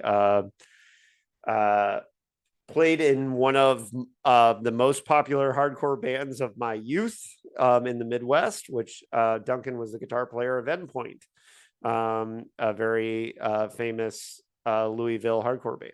So, yeah, dude, I heard a lot about Endpoint when I lived with you. That's all I'm saying. yeah, Endpoint was one of my favorite bands when I was in high school to see live. And Duncan also played guitar and sang in a band called Guilt that is very good too, from that era. But he teaches writing in South Dakota. In fact, he teaches a horror fiction class as well. So in this collection, though, think he's very similar. I mean, he's published with his publishing company. He has published Brian Evanson before, and I think Evanson is a good short story comp. If you want to read one of Duncan's longer works, I think my listeners would be into. He has a novel called The City Awake, which is a very weird noir novel. But this short story collection has 3 stories that I think are really some of the best short stories I read this year, and I read a lot of short stories this year. Of Flesh and Fur, which he published as a standalone novelette at one point. There's a short story in the collection called Fine Set of Teeth, which has one of the most disturbing opening paragraphs I read this year. And then a really great kind of Cormac McCarthy-esque short story called The Father's Work. And those are the three stories that are my favorite. So Duncan loves to play with form. So he will sometimes eschew grammar in a Cormac McCarthy way. He writes kind of experimental type short stories, and this collection also has a Russian translation of one of his stories, if you're into that. I don't know, unless you're Russian, why you'd want that, but it's there.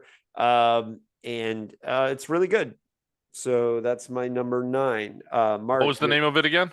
Awry by Duncan B. Barlow. All right. And All right. your number 8. My number 8. So last year, I'm revisiting authors that I had high on my list last year. Last year, you and I talked about there were 2 books that came out, and a duology, which was the first one was Fever House, which again I thought was good. I was entertained by it. You were like, yeah, it's a cursed object thing. But then this author, who is Keith Rodson, came out with The Devil by Name, which was the sequel to Fever House, which really expanded everything, and I thought that was very good. But those were last year. This year he published a novel which is on a lot of people's top 10 list. I need to read Coffin Moon. And let me tell you, Coffin Moon probably might have even been my number 1 book, except for the end, and I just didn't. I wanted more out of it. And I'm not saying it's a bad ending by any stretch of the imagination, right? It's, all of this is subjective. It was a great setup. It's a great book all the way through. And I will say the end is great, right? He had nothing else to write. I mean, he finishes the story. But I just wanted, I don't know what I wanted out of it. It could have been my number 1, just I don't know what it was, but so anyway, Coffin Moon is about a Vietnam vet, takes place in 1975, a Vietnam vet who he and his wife live above a bar. He's taking care of his wife's sister's daughter. His wife's sister is in prison for shooting her husband, because her husband used to beat her. Remember, this is 1975, so there was really no defense that was pretty much accepted for killing someone. So you could be beaten, and unless the jury just felt, hey, we're going to ignore that. So anyway, so he's taking care of this girl, and the bar is owned by his wife's parents, and they live above this bar. And one night, and this is very early on in the book, I'm not spoiling anything, some bikers come into the bar, and it's not that kind of bar. And they start causing trouble, and he tells them they should leave, and they're like, hey, you don't know who you're messing with. And then he comes back, and the next day the bikers are there, and they bring this other guy with them who's not wearing biker uniform, which is a little unusual because, again, if you know about biker society, they don't hang out with people who aren't in their motorcycle club. And it's not hard to figure out. This is a vampire story, so there's a vampire involved. But man, there's some really good twisty things. And I thought, oh, this is going to be your typical vampire thing. It is not. It's brutal. I can't even give it an elevator pitch like this is this crossed with this. It's really not. It's something that I hadn't seen, and I'm surprised I had never seen it before. It's easy to say, oh, people are hunting for this vampire. Okay, but it's about how it goes about. I don't want to say much. You need to read it. It's a great book. Coffin Moon, Keith Rodson, go for it. Everyone loves it. I did intend to read it. I just didn't get around to it. And you should regardless. It may be on a list next year. I thought it was very, very, very good. Okay. My number 8 was the focus of the last episode of this podcast. So I'm not going to go super deep into it. And that's Fiend by Alma Katsu. This is 100% on my list. You've And it's told me to higher, read so it. we'll come back to it. Everyone else has told me to read to it. It's not on my list. I'm saying Oh, it's on my list to read. okay.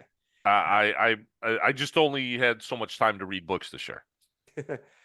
Fiend is I read it. It was my pool read during our Halloween vacation to Palm Springs.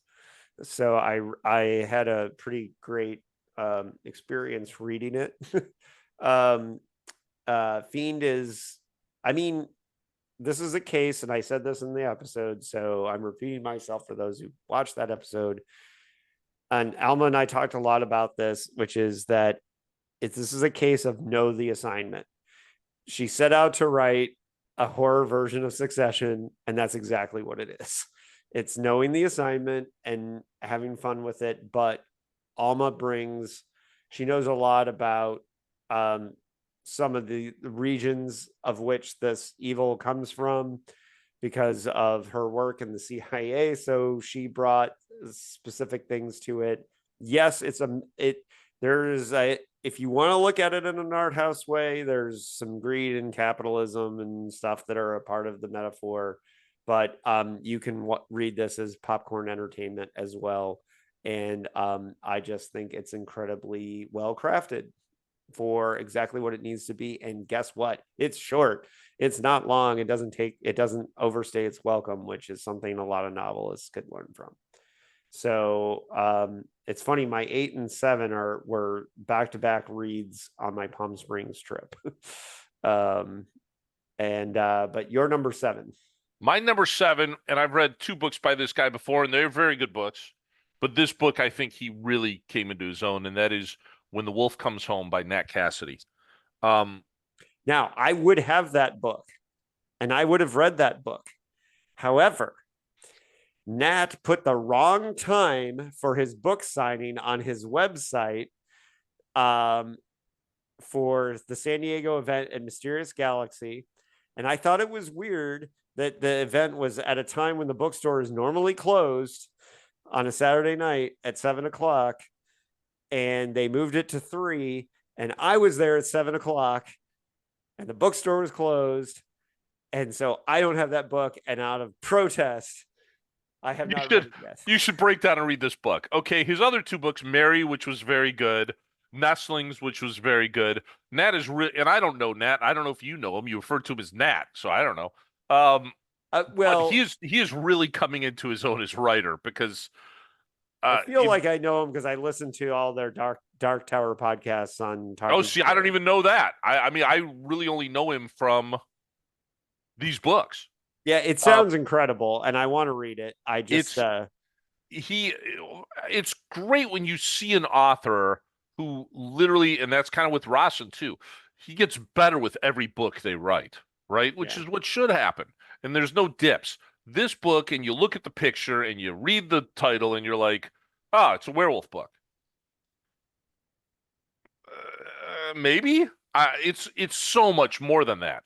And this book really blew my mind. It's about a woman who one day she works as a waitress. She's a struggling actress. She gets stuck with a needle underneath when she's cleaning out the bathroom, which some meth head was using or someone was using, and she starts freaking out because she's got to go to the doctor because she got stuck by a needle, a hypodermic needle. But she doesn't go to the doctor. Instead, she goes home because she's tired. She's going to go the next day. And that night, she finds a 5-year-old kid outside of her house, outside of her apartment. And then a monster shows up, and it's a giant werewolf, sort of. It's a giant wolf, werewolf. It's a wolf standing on 2 legs. It's a werewolf. And it turns out that is the kid, and I'm not giving anything away. This is on the back of the book. That turns out that is the kid's father. And now she and this kid are on the run. She's trying to protect him.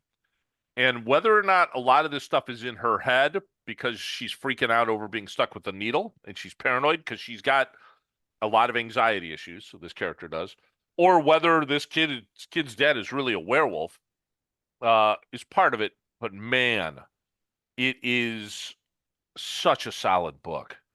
It's definitely worth a read. It's I'm not giving anything away by saying it's not just a simple werewolf book. There's a lot more to it than that. When I say that, I'm not saying, oh, it's a metaphor for something else.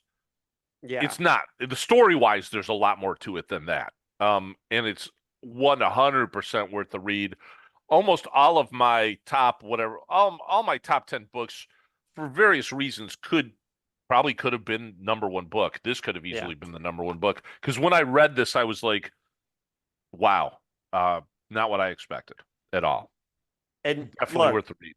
part of my issue is that the signing was It's, on my we it was had on your calendar. it You was on had my it. calendar. We had moved that week. I really shouldn't have gone out. I had to take 3 buses to get there. So And you're when just bitter. I was very angry. I was It's really very worth the read. angry, It's really partially worth the because read. I was in that part of town that day to play basketball at the time when it happened. So I could have just stopped You and guys are gotten the book. lucky. You guys are lucky on the West Coast. You get all these author signings. I get they don't really even come to Chicago. I get very few authors who come through the Midwest for signings. Okay, Um, well, and we have Mysterious Galaxy, which is a well, book yeah, tour that I everybody mean, wants to go to. yeah, without a question. The But only thing is that at the time, it would well, I figured out a way to do it in 2 buses, but look, you don't have to explain anything to me. You hate I Nate was mad. Cassidy. Or you I was hate Nat mad. Cassidy. I'm good with it. I I don't understand. hate Nat Cassidy. I don't know Nat Cassidy. But it's a really good book. I It's gave worth him the read. shit on Blue Sky for not updating his website, but It's a really good book. His other books are good too. I don't know if you there read was Nestling or hey, Mary, but this is a great book. there was one other group of people that were standing outside the bookstore when I got there. Who so I wasn't the only one that got the I'm time off his I'm website. laughing right now because when you said there's one other group of people, for some reason it popped into my head. The Mormons? I You said a group of people. I came up with a group of people. They were all Mormon. All right, Okay. my number 7. My number 7 is Angel Down by Daniel Kraus. And this novel, I'm a fan of Daniel Kraus. I read 2 Daniel Kraus novels this year. I also read the Pay the Piper with that he wrote with George Romero, or finished George Romero's unfinished novel, um, which was Was okay. was it good? Because I have that book here somewhere in this house, and I really want to It's read it. worth reading. It's an important document to have. I wasn't a huge fan of it. That being said, I I'm mean, also a huge Pied Piper fan, though. I love the story of Pied Piper. you'll probably like Pay the Piper more than I did, but Angel Down is the experiment of it is that it's one sentence, um, and it's a World War I novel. It takes place in the trenches. Bagger, the main character, and his squad find an angel in the middle of like the battlefield in World War I, and stuff happens. Here's the thing. Does it work, the experiment? Because that's what I'm concerned about. Here's my feeling. I love his stuff. I love Krause's stuff. I loved Whale Whale Fall. Fall. Yeah. I love his stuff. Here's And I my saw thing. this on the bookshelf and I was like, I don't know. Uh, I don't think you have to worry about that because they kind of cheat. So there's chapters, there's paragraphs, and I honestly, It's Cormac McCarthy basically. He's just rambling. it's It just it just seems like it's a lot of doesn't have commas. that stuff. Yeah. It and my thing is that I think they chickened out a little bit by doing the chapters and all that. It would have been more. I was honestly thinking it was going to be like an entire block from beginning to end. And I will say, like, I after reading this, I wanted to experiment with that, and I wrote a 5 sentence story. It's not a 1 sentence; it's 5 sentences. But and I tried to see how long I could go with one block of things and make it have it make sense. Um, and we'll see if I pulled it off. But like, I think for the most part, he pulled it off. I mean, it's my number 7 book of the year. I thought it was a great reading experience. I just feel like there are definitely chapters and paragraphs. There's just commas there, and so I kind of feel like the experiment was cheated a little bit, but the actual novel itself is a great read, and it's a great story. So All right. number so that I it's weird because that's the most negative sounding like review for a top 10 read of my year that I think I've ever had. But And if you don't want, and by the way, this goes for Cormac McCarthy too. And if that puts you off by reading a one sentence thing, just listen to the audiobook. I'm sure that yeah, it'll sound like there are sentences. yeah. And I haven't seen an audiobook of this one, There might so not be. I don't know. I don't know. Uh, That would be I tried to read out loud. My story was only like 8 pages, and like I tried to read it out loud. It's very hard. Um, Mark, you're number 6. All right. So, like I said, and up until this morning, I was still monkeying with my list because almost any of these Well, I could be moved my mine number around one. this morning too. Yeah.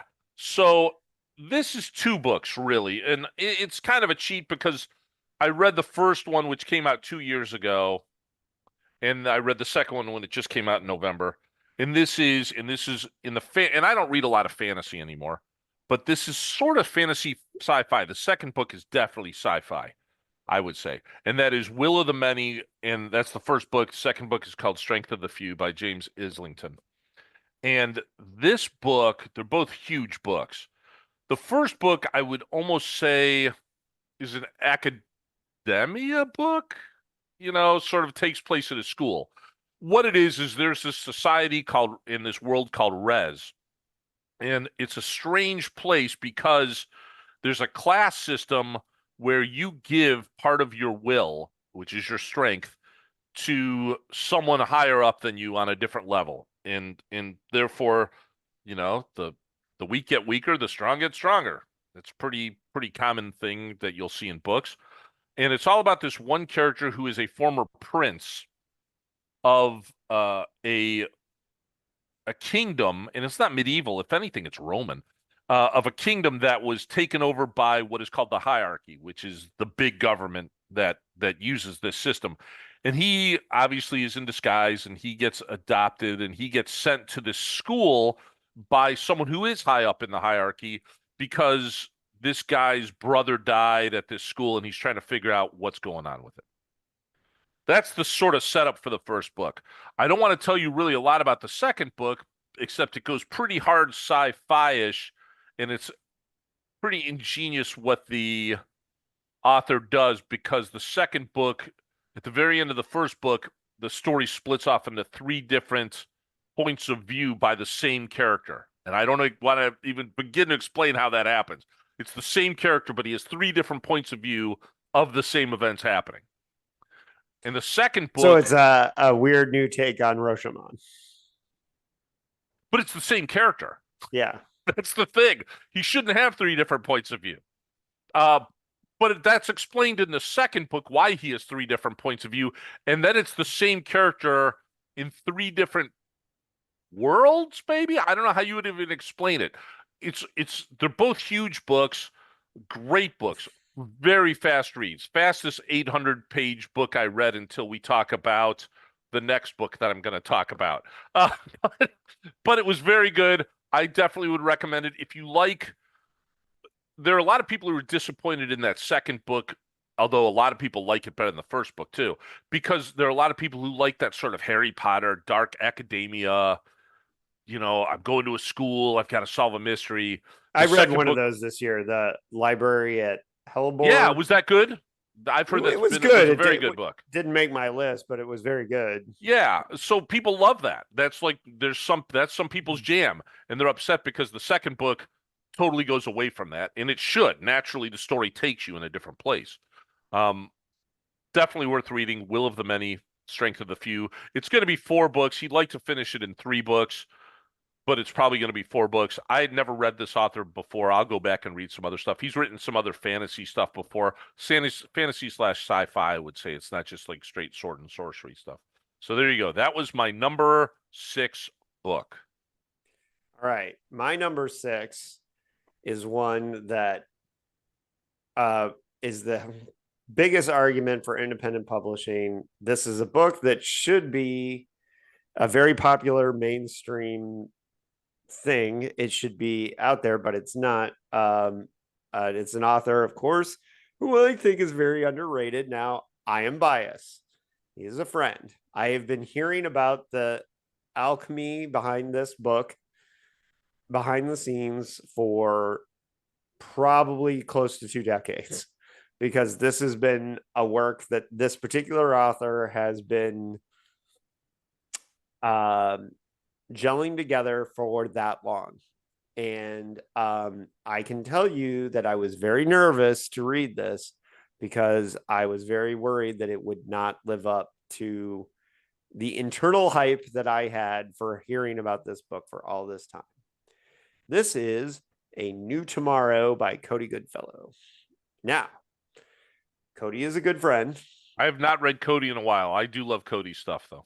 Yeah, you would love New Tomorrow. New Tomorrow is a 1 in a million novel that only Cody could write. It's the alchemy of his knowledge of history, both real and pulp fiction, his talent, his weird imagination, everything supporting this marriage of all these things. It is like The Watchmen set in an alternate 1930s, where basically teleportation technology is invented during the Great Depression, is like where the jumping off point comes. But who else could? This looks super comic booky. It's meant to be very comic. Oh, looks awesome. Yeah, I kid. had not heard of this at all. Is this even out, or is this an arc? It's out. It's out. You can get it, and you should get it right now. Um, the Who else would have a team of I can't. I'm superheroes? Kid Amoeba? Are you laughing yes. about? I'm reading sort of the blurb on the back, joined by Kid Amoeba. I'm like, I'm in. I'm in. Yeah.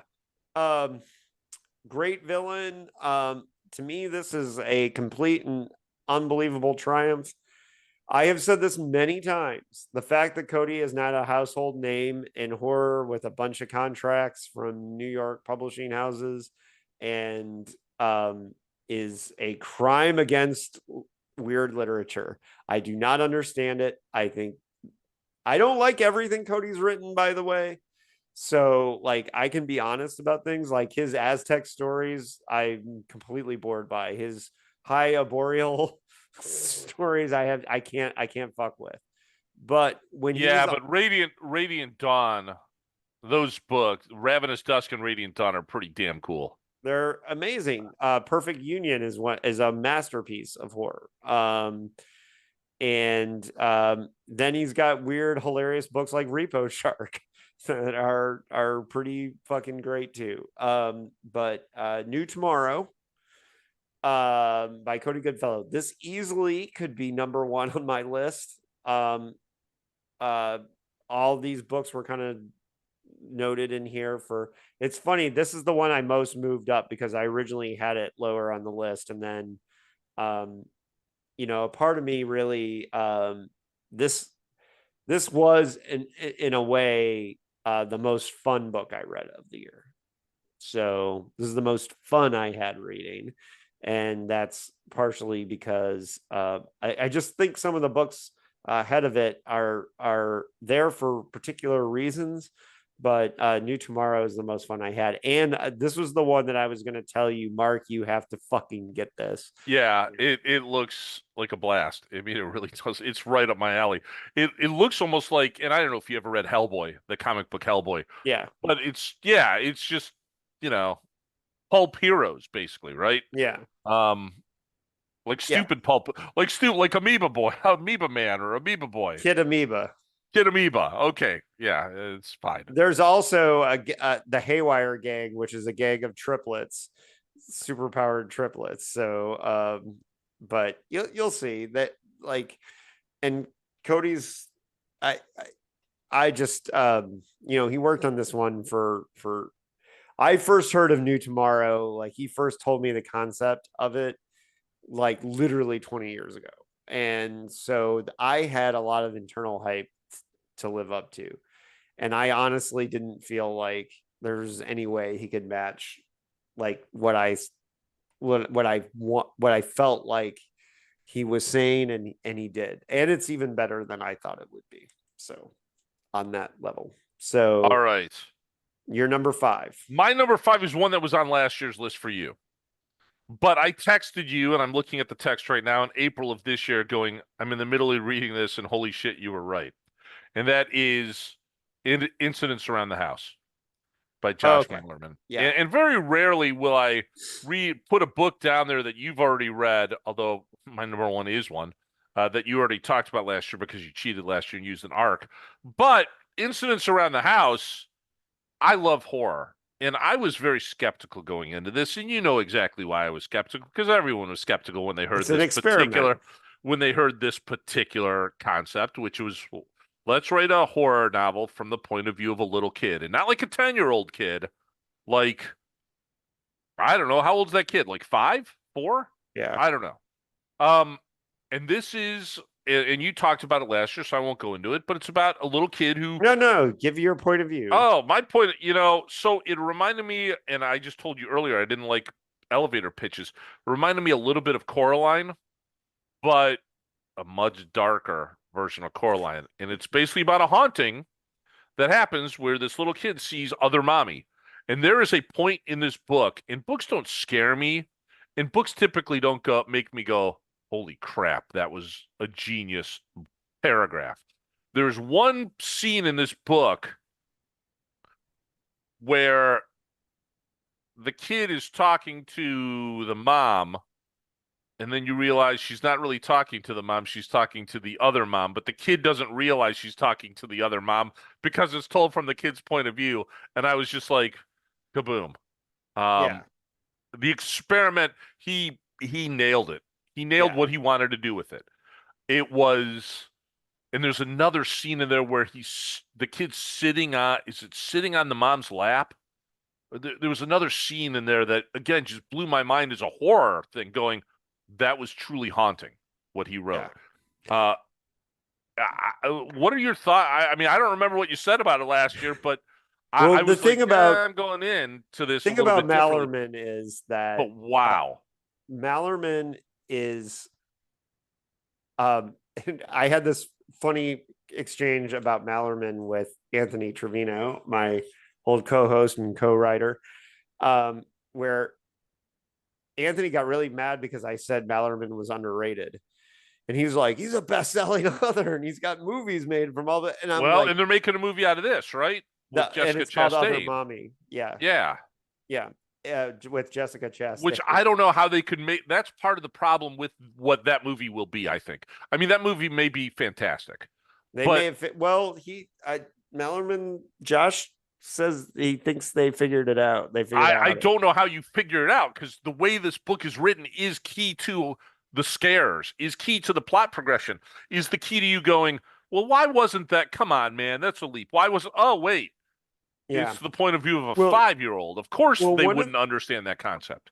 one of the things about it that I think is genius is that he doesn't cheat. No, Yeah. which I don't know how he didn't. That was what I was just saying. When you're like, but wait a minute, there's a huge plot hole here. And then you're like, wait a minute, though. It's not a huge plot hole. The 5-year-old doesn't even understand that concept. Why Yeah. would that be a plot hole? And Of then course, the there's 5-year-old things thinks that it's talking to the mom. there's things that the kid is saying in the book that she doesn't understand, but Josh knows that the adults Correct. reading it understand it, and it's genius. It's a genius piece of work. Yeah, it's he plays that trick on you with this book because, again, there's I and there's some adultery in it, in the sense that the wife has done some things, but you don't again, you forget that you're reading it through a 5-year-old's eyes, so you're tricked. Yeah. He plays this trick on you that is. I love this book. I really did love this book, and it Yeah. probably, like I said, any of these books coming up here could be higher. I love this book. Yeah, it's a fantastic piece of work. And Malerman, I give him crap. Josh is like, he plays guitar and he's in a band and he's handsome and he's like, That son of a bitch. that yeah, and he gets movies made of his work and yeah, and yeah, I just And this one got a lot of press. I mean, there are yeah. a lot of the mainstream people picked up on this from Fangoria all the Oh, way down, my going, "This is my coworkers who are book nerds, they all read it and made me look cool when I brought in my arc that has Josh's drawing of other mommy in it that he did. how does Other Mommy look in Josh's mind?" Uh, pretty good. He can draw too, that bastard. Oh my gosh! Is there anything this man can't do? All right, Uh, that was what was that, number five? I don't remember what that was. that was five. All right, that was my number five. Okay, my number five was a guest on the live Dickheads PKD Hangout, although we haven't released the episode yet.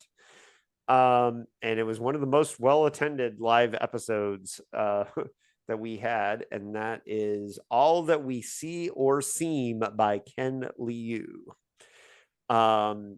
And this one's interesting because his fans are Wait, he was on your podcast?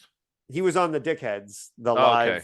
the live Oh, PKD hangout. Yeah. that's a grab. Well, Maybe for yeah. me because I'm a book nerd, but to me, I think that's fantastic. It was our best attended PKD hangout. And what's funny is that I had invited him to come on. How it happened that I read this early and everything was that I had invited him to come on to talk about Chinese science fiction in translation, and he said nope. Really? I don't want to talk about Chinese translation, which I figured out is a topic that he's very tired of talking about. Um, and But I but get it, but yeah, I get so it. But it is different. I mean, that's the thing. I well, love Chinese science fiction because it truly is different. And yeah. and yeah, okay, go ahead. So Sorry. he said, I don't want to come on and talk about that, but I do want to come on in October. And I had written him in like June, right? He said, I want to come on in October because I'm releasing this novel, All That We See or Seem, and it's very Dickian. And I said, okay, but you're going to have to send it to me and I'm going to have to read it first. So then they sent me an arc. It is now out. So, but it, so here's the thing, his readers are kind of rejecting the modern setting because he's written a lot of kind of fantasy, silk punk fantasy, which is too bad. So the main character is a character named Julia Z, who's a hacker, and she's investigating the death of a viral influencer who does something called dream weaving, where they use AI to give people vivid dreams, which is weird because I also got an arc for a book that Duncan is releasing with his publishing company called Lucid Dream Trademark, which is about AI lucid dreaming. And it's very good too. It's different. I didn't put it anywhere on my list because it's technically, there's not even, I read a PDF of that one and there's not even arcs for that yet. Um, so I didn't put that one on my list, but they were zeitgeisty things because they're both about the same kind of thing. Okay, so what Ken Liu is doing with All That We See or Seem is he is in conversation with Mercerism from Do Androids Dream of Electric Sheep. The vivid dreaming is a modern take on Mercerism. Ken admitted that Do Androids Dream of Electric Sheep was the first science fiction novel he read, and that this novel is very much a conversation about how the ideas of Mercerism in PKD's novel from 1966 could be applied to modern AI. And there's a murder mystery, and he wants to do a whole series of these modern techno thriller mysteries with this character, Julia Z, depending upon the success of this novel, although I think he already finished the second one. I think it's great. I don't understand why his fans, there's a lot of negative reviews from his fans saying this is not what I want from a Ken Liu novel. Well, guess what? He wrote something different, and it's really good. And I hope more people find it. And I think dickheads will be really into it. And the conversation about how it comments on empathy and machine learning and AI is all very important and very relevant. So that's my number 5, All That We See or Seem by Ken Liu. That title is, of course, a reference to Edgar Allan Poe. Mark, you're number 4. All right. This starts going to number 4. Any of these books, honestly, I could have just put in a hat and pulled one of these out. And this is the book that you're not going to read, which is King Sorrow at number 4. I know you like Joe Hill's short stories, and he's an incredible short story guy. I would agree. His short stories are better than his novels too. I did like his novel Nosferatu. I really liked Heart Shaped Box. Did not like Horns. Did not like The Fireman. Full Throttle. Yeah, I just they weren't for me. Look, the only reason I'm not reading Joe Hill is because I think he's got plenty of readers, and oh no, I get it. But this book, like I keep doing things like Coffin Moon or King Sorrow. Yeah, no, I'm with you. I'm with you. And this is a time investment. This is a massive book.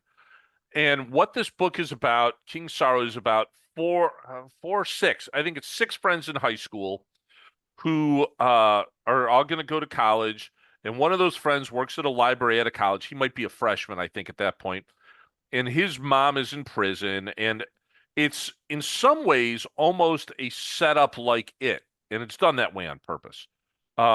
Obviously, because Joe Hill's Stephen King's son. And he's kind of doing a wink, wink, nod, nod there. And what these friends, and one of them gets in trouble, and he's being blackmailed for something. And one of the friends is a rich kid who lives in a place called the Briars, which is an old house that his grandfather owns. And his grandfather was a collector of esoteric occult objects. And one of those objects, for example, is a rifle that a particular assassin tried to kill a particular politician with.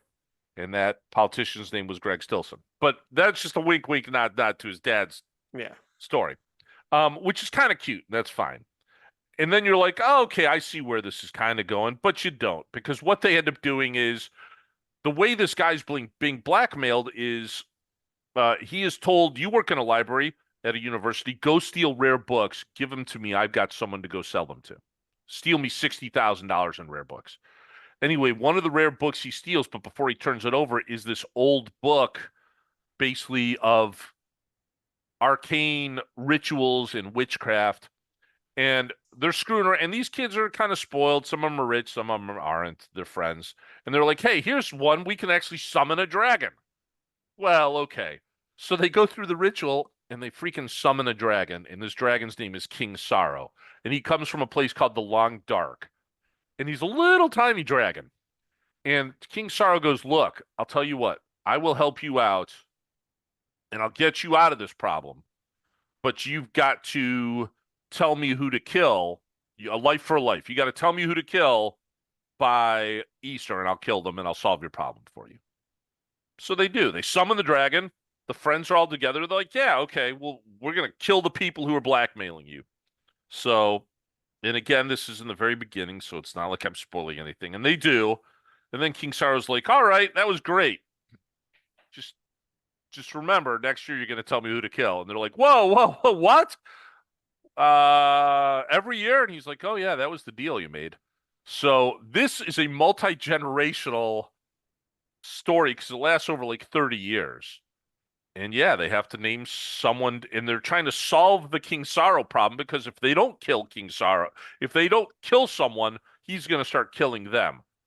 But it's so much deeper than any of that. because you would think, okay, this is the perfect setup for like an It story. These six friends are going to come together and fight the good fight. That's absolutely not what happens. Because maybe some friends don't mind what's happening with King Sorrow. Some friends do. Some friends are not telling other friends what's happening. Um, so well written. I saw an interview with Joe Hill, and this kind of makes sense as to maybe why this book was really good. He was going through some crap, I guess, a couple years ago, and even he was like, "I'm just not putting out the stuff that I feel I should be putting out."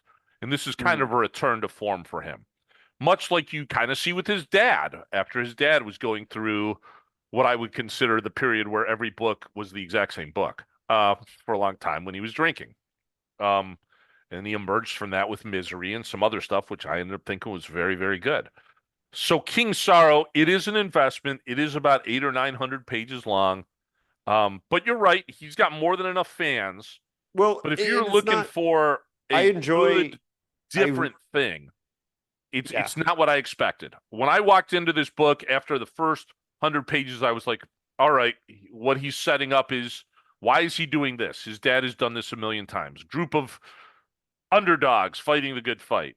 And dude, this when that second act hits, it this book does not stop. Um, No, I'm sure it's great. Actually, I don't. I don't. but I And could understand. But I also understood when you were like, because you said you were like, "Hey, I'm not a huge fan of his novels. This is very much. I would say this is better than his first two novels, and I really liked Heart Shaped Box. I thought that was a very cool novel. I it, really like this. it's not. Yeah, I just think he's a. But I really enjoy his short stories and his novellas. But I I would was say his very. short stories are better than I this. just was very offended by the fireman on many levels, and Yeah, I it, had it a hard was time it was recovering to from me that. it was not good. And I didn't like horns. I really didn't like horns. I was I like, I've didn't read this story mind before. horns actually, but yeah, I just well, and also his the anti outlining thing in Fireman I will never get over. Well, and again, I don't know the background behind much of that. I just know I didn't like it. This, however, was a very good book, and it's probably worth. And you can actually see him emerging a little bit elsewhere. He actually on Coffin Moon, he gives a blurb. He's Yeah. actually starting to interact with the literary community a little bit more. Like I said, I saw the interview. I know he went through a divorce. I know he went through some tough stuff, and I think I'm always happy when someone comes out the better for it. Yeah. And I enjoy that and listening some of to that horrible stuff always gets creative juices flowing too. yeah. This one was a really good book. I Um, enjoy interviews with him a lot actually. So but he I is his dad. When you watch interviews with him and then you go watch Stephen King from the 1970s, you're like, I would say is he Joe Hill is even nerdier than okay, King. I'll go with nerdier. Yeah. He's definitely nerdier. Yeah. Definitely nerdier. But And I he's really enjoyed King Sorrow. So there you go. That was my number four. for one thing, he's a huge Doctor Who guy. So I didn't know that. Didn't know yeah. that. Uh And yeah. look, and I will admit, when I read uh when I read his first book, Heart Shaped Box, no idea that he was Stephen King's son, right? And Yeah. I will give him props for that, right? Because you Yeah. could have easily have sailed that ship I without a read a problem. couple short stories before I knew, but I And he didn't even have his picture in the book because you would have known just by seeing his picture. yeah. Yeah. So go ahead. Okay, so my number 4 is a short story collection, and it's by an Indiana University grad. She went to IU to study Slavic languages, which is interesting because English is not her first language. So she came to an English speaking country to learn. That's interesting. Anyways, Your Utopia by Bora Chung, who is a Korean author. And this was handed to me by one of my big book nerd coworkers. Shout out to my coworker Lindsay, who handed me this short story collection and said you should read this. She was right. Lindsay, by the way, is taking the prize at my work for having read the most of my books. She has read 3, which she's currently in the lead over another coworker who's read 2. So I got to give her a shout out for that too. But Your Utopia by Bora Chung is, I would say, similar in tone again to like an Evanson combination between genre and literary kind of thing. These are all translated works. She writes in Korean. So she also has another collection called Cursed Bunny, which There is a book of hers that is on my list right now to read, and I yeah. have did not get around to, which if as I expected to be, it may very well be on my list next year, which is Midnight Timetable. Well, It's anyway. I've only heard of these 2 collections, but Your Utopia is, there's a lot of themes about surveillance and technology. There's straight up science fiction stories like End of the Voyage, which is like a generation ship story. There's a whole story about a smart elevator that diagnoses a character's cancer, somebody who's kind of going in and out of the building, and the smart elevator figures out that the person is sick. There's a story that's entirely from the point of view of the various different technologies in this person's apartment. It's really good stuff, and it's excellent science fiction. It's weird. The only problem with saying it's excellent science fiction is that it's being marketed as literature and not being marketed as science fiction. But fuck all that. It's science fiction. And that's Your Utopia by Bora Chung. I read it on the train back from the Speculative Fiction and Cross Media Conference in LA. So I had a fun experience reading it, mostly in one sitting, taking the bus across. Well, and what's interesting is that SFAM conference is in Monterey Park, which is a very Asian part of LA. So I started reading it waiting for the bus after going into a Korean grocery store and being surrounded by like people speaking, being on the bus, people speaking various Asian languages. So it felt like I was kind of coming from Asia while reading it. Your Utopia by Bora Chung. Good stuff. So I've read a couple of her books before, and I think, like I mentioned, or not her books, or her stories before. And I mentioned this book, and I just looked it up, Midnight Timetable. And the reason that it interests me is it's an entire novel written in short stories, so they all kind of come together. That's all I know about it. So I Yeah. thought that was an interesting concept, and I've seen people try that before.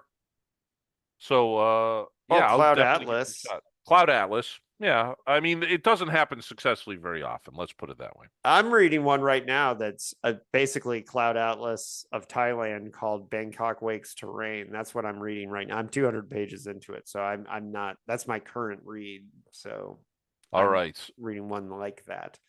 Uh, These are my top three. okay, top Again, 3. whew.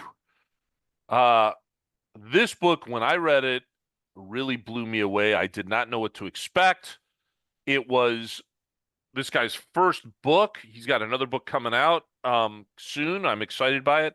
And when I read the book, I read the sort of the background on the book, and this actually was a story that was serialized on Reddit, and then they sold the rights to it, and then he made it into a novel. So it's actually supposed to be a movie at some point. And this is We Used to Live Here by Marcus Kluwer. Um, how do I want to approach just the setup of this book? A woman and her girlfriend move into a house to flip it.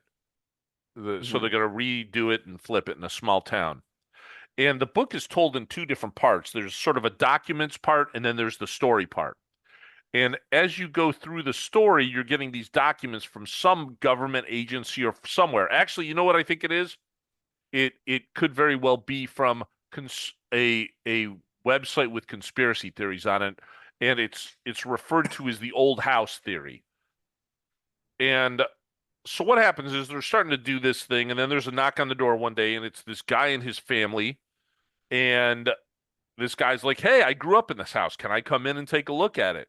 and he's got his wife and his 3 kids, and they show up there, and then things get a little weird from there, and it turns out the family can't leave because they're snowed in, and then this the main character whose name is Eve, her girlfriend just disappears, like doesn't exist anymore, and then it's it's a really bizarro kind of ghost story, kind of weirdness, kind of is the house alive? Is it even the house? Um, it can't. It's a really good book. My number two Uh, is a haunted house novel, by the way. yeah. So it's We Used to Live Here, Marcus Kluwer. I would definitely. I don't want to reveal so much about it. I want people to read these books. This is his first book. Not on my list, but a similar. Sarah Pimborough wrote a haunted house Yeah, novel this year. I We haven't Live read Here it yet, Now. but it It's looks good. good. It's good. It Um, didn't make my list, but it's very good. but I don't want I could easily just start spelling out some of the beats that happen in this, and it would explain a lot. I'm trying to just sort of say, go read this book. We Used to Live Here. Go read the book. There you go. I can explain better about my second book. This book is much better going in knowing what I just told you, and that's it. If you like books with that kind of setup where weird stuff starts happening, the main character doesn't understand why or can't figure out why, it's kind of cosmic horror, kind of trauma horror, not really trauma as much, but more cosmic horror. Go for that. There you go. Okay. My number three was by an author who put the correct time for their signing at Mysterious Galaxy on all their socials. Um, and that would be Red Star Hustle by Sam J. Miller. This is a far future crime noir. It's half of a saga double with Mary Robinette Cowell. She wrote a crime noir called Apprehension. I haven't read Apprehension yet. I've just read Sam's half. I'm a big Sam J. Miller fan. I love his novels Blackfish City, The Blade Between. The Blade Between, I think that's what you talked about last year, I think was Blade Between. I thought it was a couple of years ago, but yeah. And Red Star Hustle is it's far future crime noir. Humanity is spread out to thousands of worlds. This book is super gay. And what's funny is and David, we'll preface this because we had had a talk beforehand about marketing where, you'll see a character who's gay in the novel and it's dubbed, this is a queer novel. And it's really not, right? Oh, But you're this is a telling me very this queer is a novel. queer novel, which Yeah. I can appreciate that. Good. That's what I want when I see that. I don't want, we're just trying to sell you a book. All right.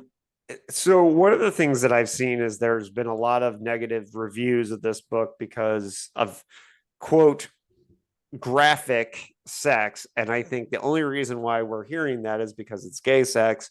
So fuck off. Well, is it graphic? It is, but there's plenty of graphic sex and Is there? I mean, there I is. can tell you right now, what did I read last year? Rats by what's his name had a lot of inappropriate graphic sex in it. Are you talking about James Herbert? Yeah, James Herbert. But I would claim that was graphic sex. So, I mean, well, look, there's a love story in here, but it's a murder mystery and it's inspired by the real life case of the director of 120 Days of Sodom. And it's, you don't need to know that history to get into it because there's tech noir, there's mecha suit battles, there's warring families, there's, and all in a very short it's a pretty short novel because it's half of a ace double, so it's right around 200, not ace double, a saga double, because the saga is the publisher. yeah. I wish they made more of those. That's some old school stuff. Well, they're doing it now. The flip books. Yeah. The flip books, yeah. And so I haven't read the other half. I will read the other half at some point, but I really enjoyed Red Star Hustle. I think it's really great. Tech noir. I like the world building. I'm Um, looking at his webpage. yeah, The guy's an interesting cat. He loves dinosaurs, he does love dinosaurs. Yeah, which I can get behind anyone who loves dinosaurs. yeah, and yeah, I just had a lot of fun with this one. And it might be recency bias because, when I think about it, sometimes some of the other books on this list might be better. I, I don't think this is Sam's best work. I think Blackfish City is incredible. I will die on that hill that I think that's his best. But and I interviewed Sam for Dickheads about Blackfish City. If you want to go in the Wayback Machine, because that was like 2019, I think. Um, and but I think it's really good. So yeah, that's my number three. Your number two, Mark. All right, this is a problem I run into. Um, because this was my number one until 2 days ago when I finished my number one. And I'll explain why. And I texted you something the other day, which I said, if this book doesn't shit, not this book, if my number one, what ends up being my number one, if this book doesn't shit the bed in the last 50 pages, it's definitely going to be in my top five, and it ended up being my number one. But this is my number two now. In this book, and again, just shuffling, just thinking about it. This book was one you had last year because you had an arc, you son of a bitch, and that was Buffalo Hunter Hunter. Mhm. I can't tell you how good Buffalo Hunter Hunter is. I mean, I told you. you know how good it is. Yeah. As literature, it was fantastic. I loved Stephen Graham Jones. Some of his other. I mean, I do like Steve. I like Stephen Graham Jones. I love Mongrels. Uh, I love. I mean, I could go through the. I didn't like Hard as a Chainsaw that much. It was okay. Yeah, I'm, The I'm only not a good big fan of the slasher stuff. The only It's good, well, yeah, but the only good Indian is a slasher. not I really. mean, it's pretty rough. It's pretty brutal. But this book, I honestly think this is his best book. Maybe you disagree. You know him. You've read all of his books. I think this is his best book because not only is it a fantastic story, not only is it a historically accurate story that references a period of history, this is actually what got me to read True Grit. This is what ended up getting me to read Blood Meridian after I read this book. Um, Such a good book. Yeah. This could easily be number one, and it might not be number one because of recency bias. You mentioned recency bias before. Um, and if you haven't read this book yet, and I don't recall you talking so much about this book last year, so Oh, I talked a lot about it. I think I don't. Not on our podcast. Maybe you did because you didn't spoil it for me at all. yeah, I I mean, tried not to spoil it, it's a but vampire story, but again, it's one of those things that's so much more than that, right? yeah. And if people, I did, not to, um, not to humble brag here too much, but I did Steven's first interview on Buffalo Hunter Hunter. Um, uh, So strong. so I definitely hope people, if will go back and check out that interview. And it's funny because I did an interview with the Only Good Indians was one of my very first interviews that I did on this podcast. And That's been 5 years, by the way, since yeah, that book came out. And I remember when it came out. It was great. yeah. And so I've gotten much better at interviewing. And it's funny because of the way YouTube works. I had somebody commenting on my Only Good Indians interview complaining about it. And it kind of annoyed me because I was like, well, I'm much better now. Fuck off. That's 5 years ago.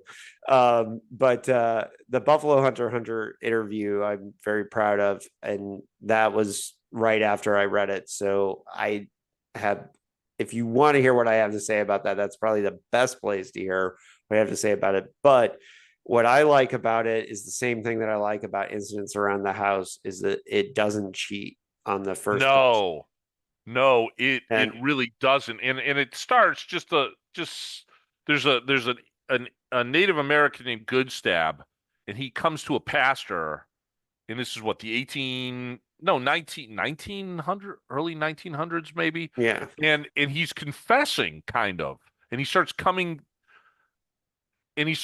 his life story to this pastor, Yeah. and God, it's so good. I want to go back and reread it now. That's how Yeah. that's how much I really liked it. No, it's a Uh, masterpiece. and I You know, hope that I mean, he's gotten the attention for it this year for yeah. his work more than he ever has before.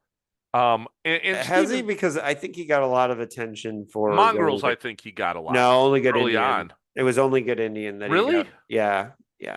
It Because got nominated. Mongrels became kind of a cult hit. I mean, a lot of people liked Mongrels because they were Yeah, into but that only good whole, Indian won like the NPR Book Award and like yeah. the Ray Bradbury Award and But what's like funny about his stuff, he can go in and out of something like this and then go write something totally cheesy, uh, yeah. in a fun way, right? But Well, and the new one, the Babysitter Lives, which was originally an audio original, is a haunted house novel, but it's also science fiction. So it's a portal fantasy as well. And um he just yeah, I mean, and here's and the look, even the title is literally what the book is about. yeah, Buffalo Hunter. yeah. And people are like, "What's that mean?" Well, all you got to do is read the book and or Well, and look it's up kind what a of a buffalo hilarious hunter. Look up what a buffalo hunter is, and you'll understand. well, Um, and the title is kind of a is kind of funny too, because for such a insanely good piece of dark literature to have kind of a hilarious title is kind of great. I'm not So even sure it's dark literature. That's the thing. I mean, it's horror, right? It's there, but it comes written. there are I mean, some really horrific moments in Buffalo Hunter. there are, but to be honest, the way it's written, it's so beautiful. I can usually tell when someone's writing a horror book versus, it's like, okay, there's science fiction and then there's Fahrenheit 451, right? Yeah. It's just a piece of literature. I put this in that this is a piece of literature, not Yeah. necessarily a horror, just horror book. Well, and Um, and, and one of the things I we when I was at this festival that I'm wearing the shirt for, Stephen came and was on our live podcast at the festival, and he was working on the edits for Buffalo Hunter at the time, and he was talking about how much the edits were taking out of it. it had And to. It had to yeah, because he had to do a lot of research for this. I assume he did a lot of research for this book, right? He had to. but I mean, I'm some of sure it he was knew a lot of it, all right, yeah. because of his family background and him being a First Nation person, but there was definitely historical parts to this that Again, the on this particular podcast, we talked about Buffalo Hunter. So I would recommend people go back and yeah, if they great want to, great book, yeah. fantastic book. So that That was was your my number. number two. Okay, my number two is a haunted house novel by a non-binary author who has made this list a couple times, different books. I think Sorrowland. But anyways, it's Model Home by Rivers Solomon. This is a political haunted house novel. And it's the haunted house is it's interesting. Part of the nature of this haunted house is that it's a black family living in a very white neighborhood in Dallas, and the home that, even though a lot of the people in the neighborhood wanted the black family out, they wouldn't leave. And every haunted house novel has the reason that the family can't leave, because if a haunted house novel has to have a reason for the people not just saying, as Brian Asman named his haunted house novel, "Man, fuck this house." Like, you got to have a reason why they don't leave. That's like a quintessential part of the haunted house And I thing. would say that about the book that I mentioned earlier. Yeah. Yeah.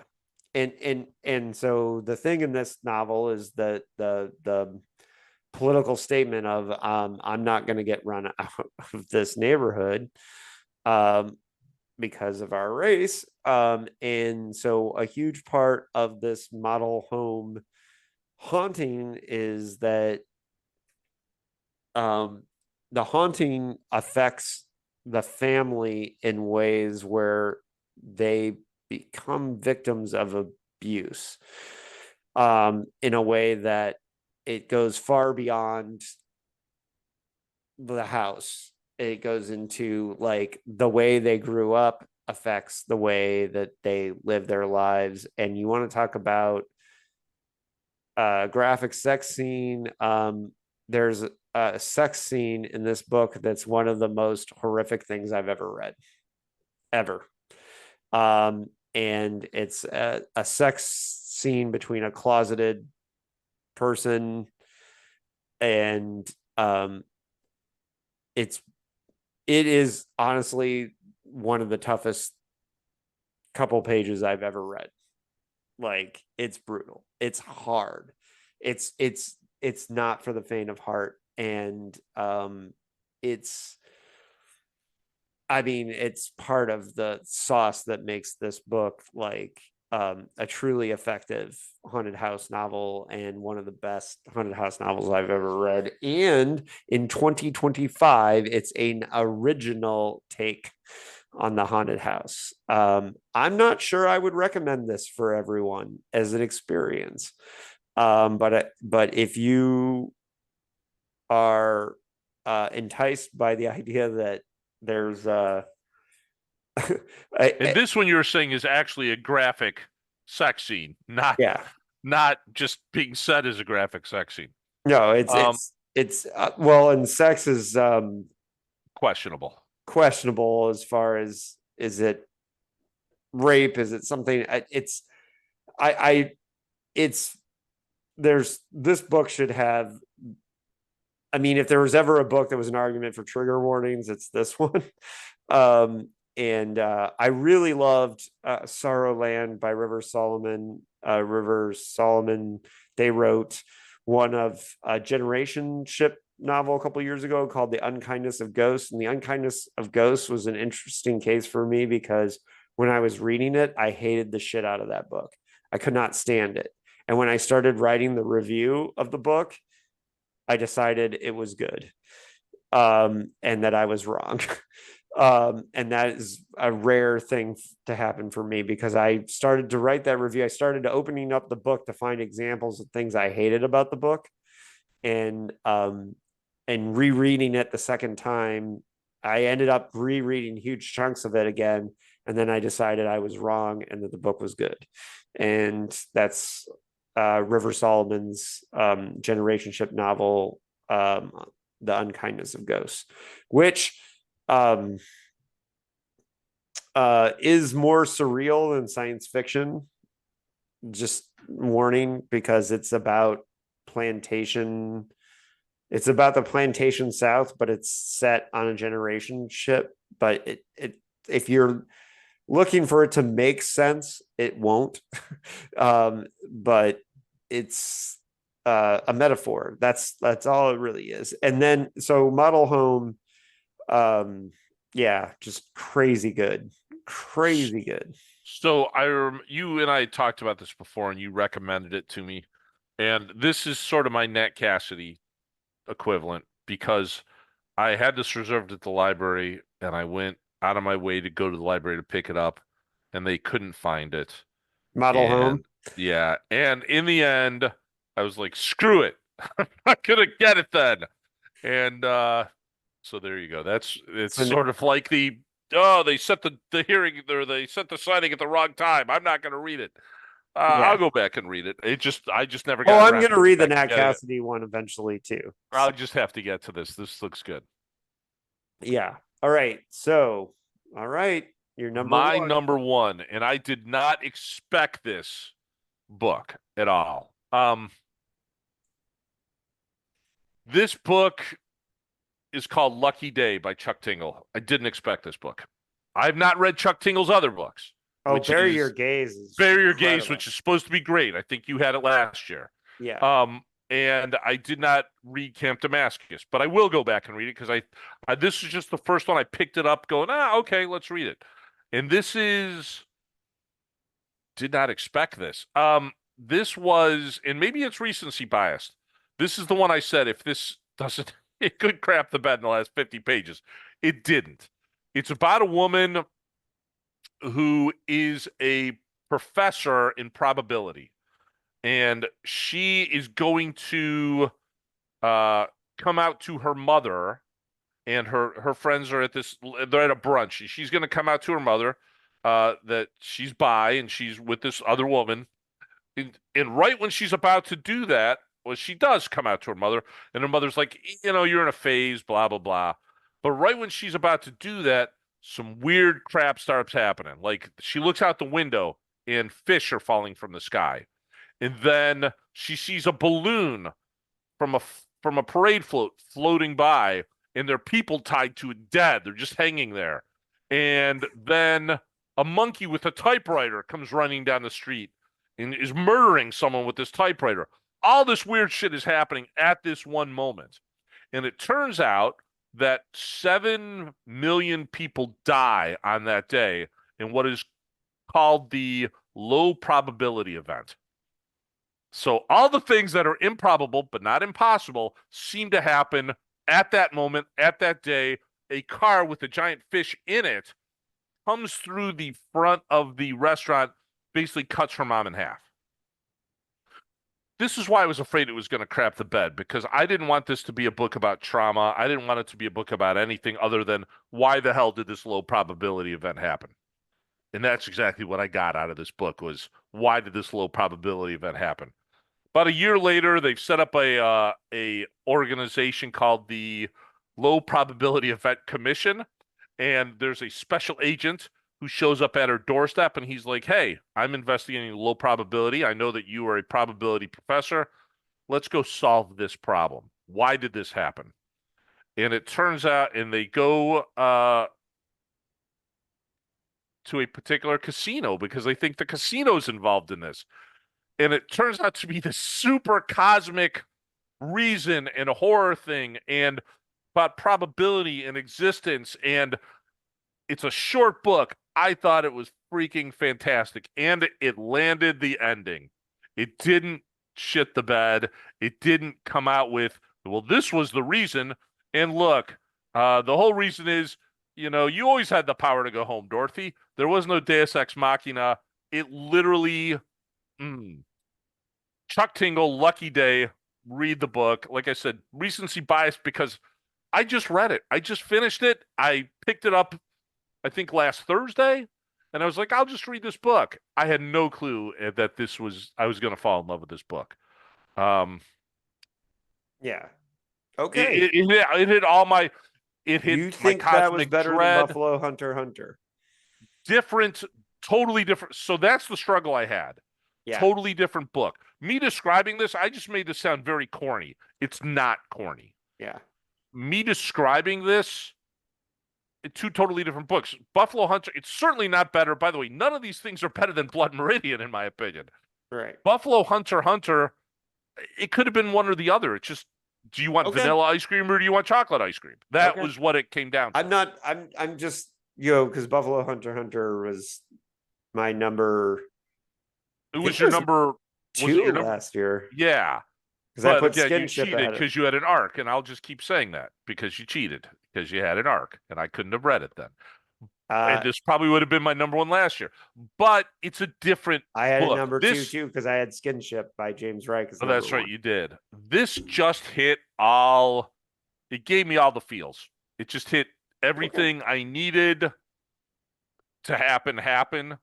Like I said, I hadn't read Chuck Tingle's stuff before. I will absolutely go read Camp Damascus. I will absolutely go read Kill Your Gaze, or Bury Your Gaze, because I just never got around to it. I was like, I'll get around to it. But his writing in this, it was such the way he describes the chapter that he describes the low probability event was amazing. It was like it was just amazing. Uh, I thoroughly enjoyed this book. Buffalo Hunter, I thoroughly enjoyed. But like I said, when I started my top four, I'm like, you know, we've all of those books could have been up here. Incidents Around the House could have been my number one book. It just Yeah. depended how I was feeling that day. This was an Okay. especially good year for books. What was your number one, David? My number one is was on the PKD live hangouts. The episode has not hit YouTube yet. But this book was written by coincidentally a non-binary author. The number two slots were both, or number one and number two were both non-binary authors. Luminous by Silvia Park. Luminous is it was a hardcover release, so it was a big release, but it was Luminous is a novel set, and it's a Korean. Well, so Sylvia Park, they are a Korean immigrant who teaches at Kansas State, I believe, and then they live part of the time in Korea. So, but this novel is set in Seoul, and it takes place in a unified future Korea, and robots are fully integrated into society. This book is very Dickian. It's the reason why Sylvia was on the PKD Hangout. The novel is it's a deeply emotional and thoughtful look at robots, at this future Korean society, technology, how we live with technology. And it's about displacement and people who live between different worlds. It is a very emotionally rich and depth book, and it is the best novel I read this year. I'm not saying that this one will work for everybody because well, like I'm halfway through writing a robot novella right now. I because of the PKD thing and all that. I my paper at SFAM this year was on robots and empathy and um, artificial intelligence and empathy and all that. And I've been thinking about it a lot lately. So this book hit me hard, but I'm not sure it would work for everybody else. Um, in a lot of ways, uh, yeah, in a lot of ways, this book is without a doubt um yeah, I don't know. It's just a very emotionally rich and depth book. That's what I got to say about it. I kind of lost my train of thought on it, but it's very PKD. Like there's talking toilets, there's weird funny stuff like and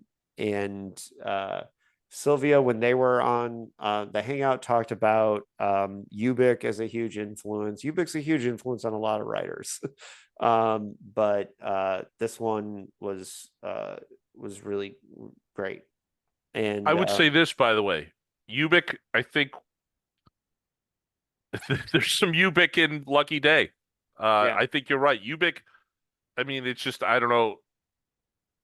And yeah, I do it's want to talk to you about that a little bit in regard to this. And you could tell me if was Ubik sort of the first one to use that,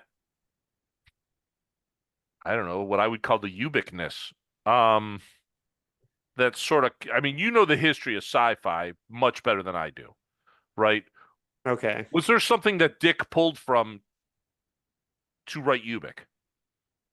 You certainly Well, know the history of Dick more than what I are you do. talking about? Are you talking about the finite simulated reality of Ubik, Yes, or yes, so because that's all over the place the now, right? personal cosmos part of Ubik? Both of it, both of those things. Ubik influenced so many people because those ideas are everywhere Well, now, keep in right? mind, this was like Ubik was like PKD's fifth time mining that well himself. Yeah, that's Uh, true.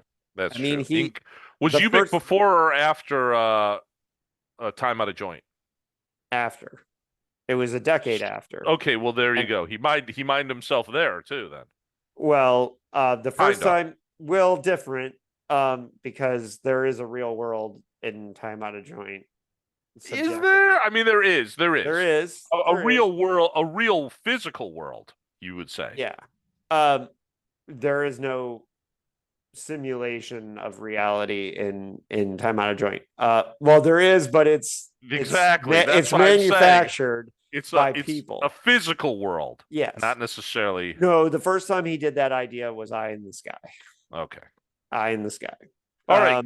In 55. But he was influenced by, a lot of people think he was influenced by Fritz Lieber's Destiny Draws 3 from 45. But on the but whatever. Anyways, wow, we just went off on a PKD tangent. Yeah, But but you kind of have to a little bit, right? When you sometimes, talk about no, that. I think the Ubik. I think the thing that was an influence on Luminous was kind of the humor of it, and the uh somewhat of the message of entropy and all that. But I yeah.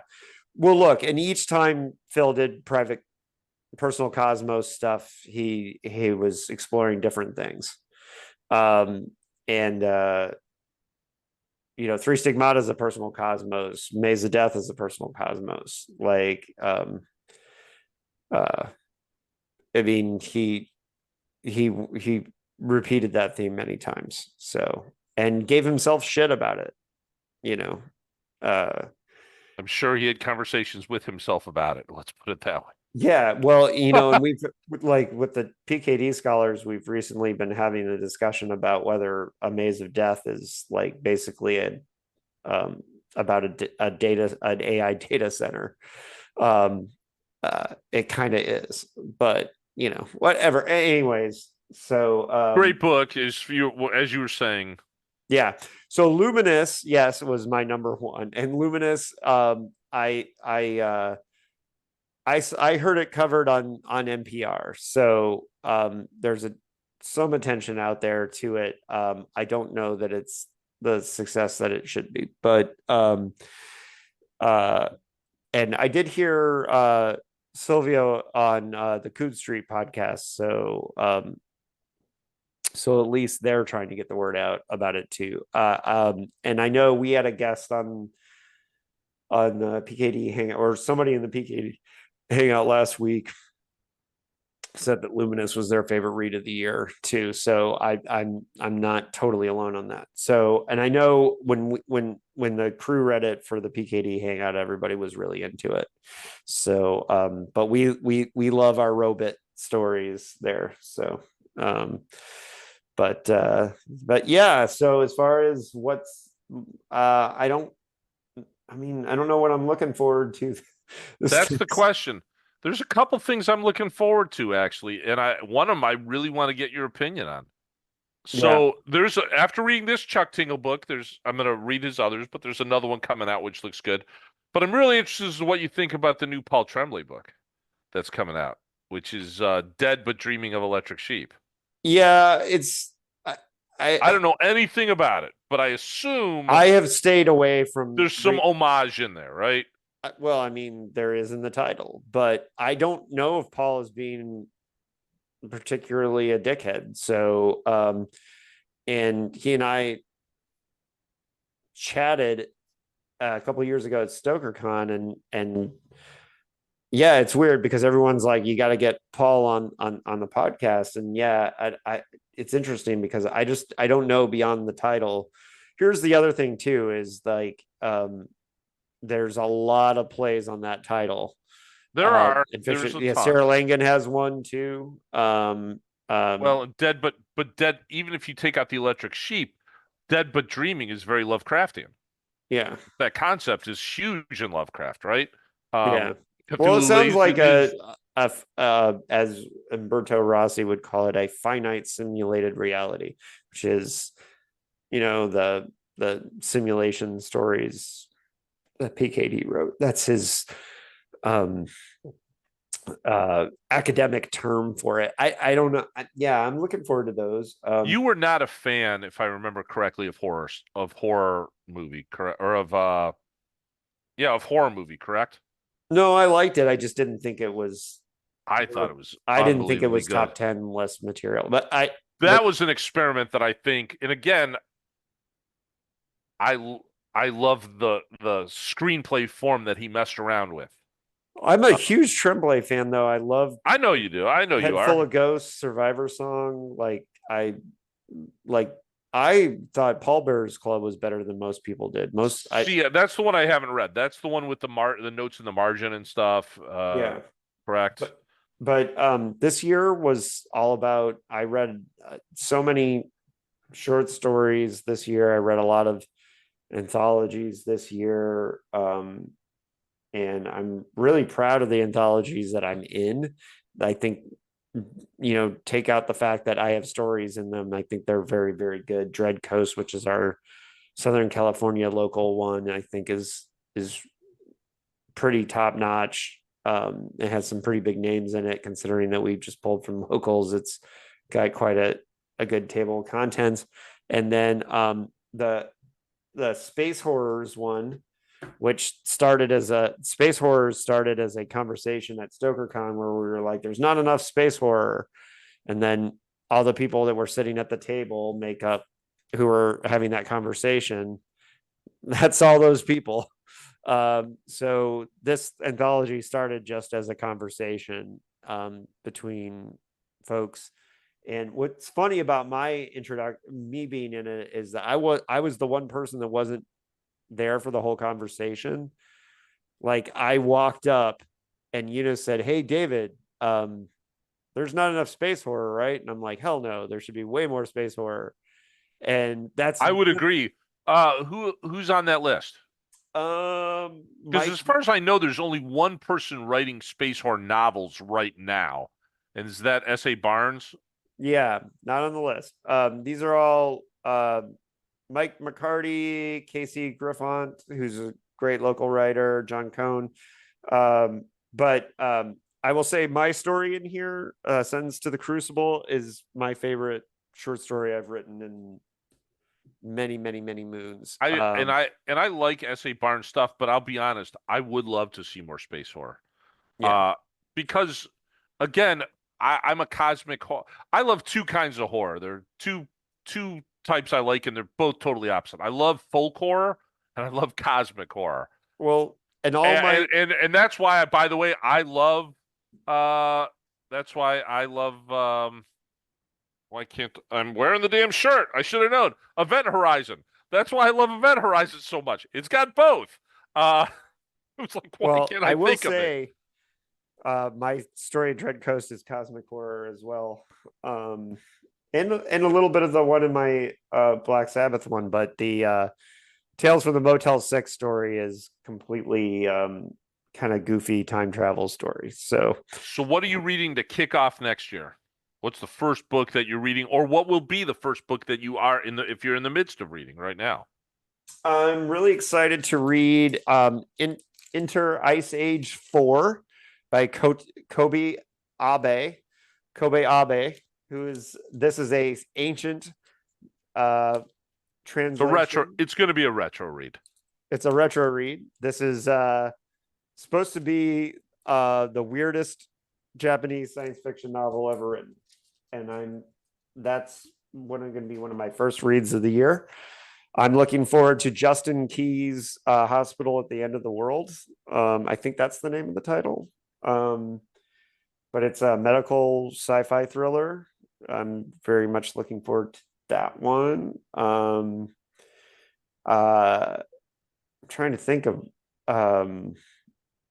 I never read SB Divya's Loca, which is the sequel to Maru, which I loved Maru, so which is a novel about living spaceships. Or yeah, and yeah, those are some that I'm looking forward to reading. But I'm currently reading Umberto Rossi's Twisted Worlds of Philip K. Dick. as well, which is like an exhaustingly academic book on Philip K. Dick. So Umberto is incredibly thorough, and that can be sometimes a problem. Uh, but great stuff. And then I'm planning on getting back into reading more nonfiction about the genre. And I haven't read the complete letters of Philip K. Dick yet. I've been saving those. So I've read them when I've needed them. Like I've read the letters that I needed for particular things. And um, I found there's a lot of the letters in the 70s are to this graduate student, Claudia Bush. And I have two actual Claudia Bush letters, like the that she sold to collectors before she died. And I have the actual letters, but her PhD uh, paper on Ubik and Do Androids Dream. Oh no, it's Ubik and Clans of the Alphane Moon. Um, we just finally got a PDF of it, and it took forever to track down. So that's one of the things I'm most looking forward to reading, which is so nerdy. Um, that can't be nerdier thing to be looking forward to. What are you? And you're looking forward to? You said the Tingle. That the I think I'm going to read the new Tingle book. I've got a list of several books that probably I'm going to try. I read some westerns this year. I'm going to try to break out of horror a little bit. I'm going to try to read some noir or some crime novels, I think. Yeah, Uh, I just read Farewell My Lovely by Chandler. yeah, I'd like to either do some, and there's some good stuff I hear that's being put out now that I'd like to read a little bit of as well. So, I'm just trying to break out of what I normally read and just find good books. Obviously, horror is kind of where my heart is. It will always be where my heart is. Um, so we'll see what I can find. All right. Well, on that note, I doubt anyone's made it this far, but if they have, If they have, thank you. You can't find me. Well, this is what you always ask. Where would they find you, Mark? My answer is you can't, unless you're being judged. Uh, yeah, you don't want to be found. you don't need to find me. All But right. thank you for listening. On that note, I'll be recording an episode about the short stories that are coming out, and then this probably in 1 week we'll do the top movies of the year um, podcast with Issa and Anthony, and I'm hoping to catch Dust Bunny between now and then. Ah, Oh, big thumbs up. solid. See Okay, it in the theater too. That movie should be getting a lot more traction by people. that's my Love that tomorrow night. movie. It's playing exactly one time a day in the entire city That's the tomorrow.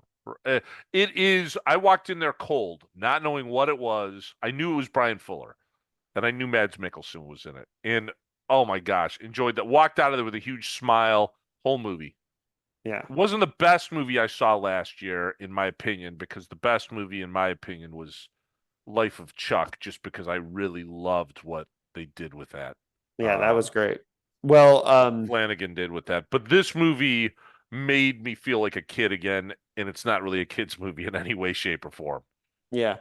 Well, I'm looking forward to it. I, I just, had the cinematic experience of going to see Avatar the other day, and What was your thought? You know me, I'm not a huge Avatar. I know you love Avatar, I do. but did this, and again, I'm just not an Avatar guy. Did this one live up to your expectations? Yep, yep, Good. absolutely. And I don't understand the people that say there's nothing new because there are a couple things that are very new in this one. Um, and there's some darker elements that have not really been at play before. But I'll say this: people talk shit on Avatar, but like, and I posted about this, but this was a really surreal experience because while I was in the theater, It's 3 hours long, and I was never bored.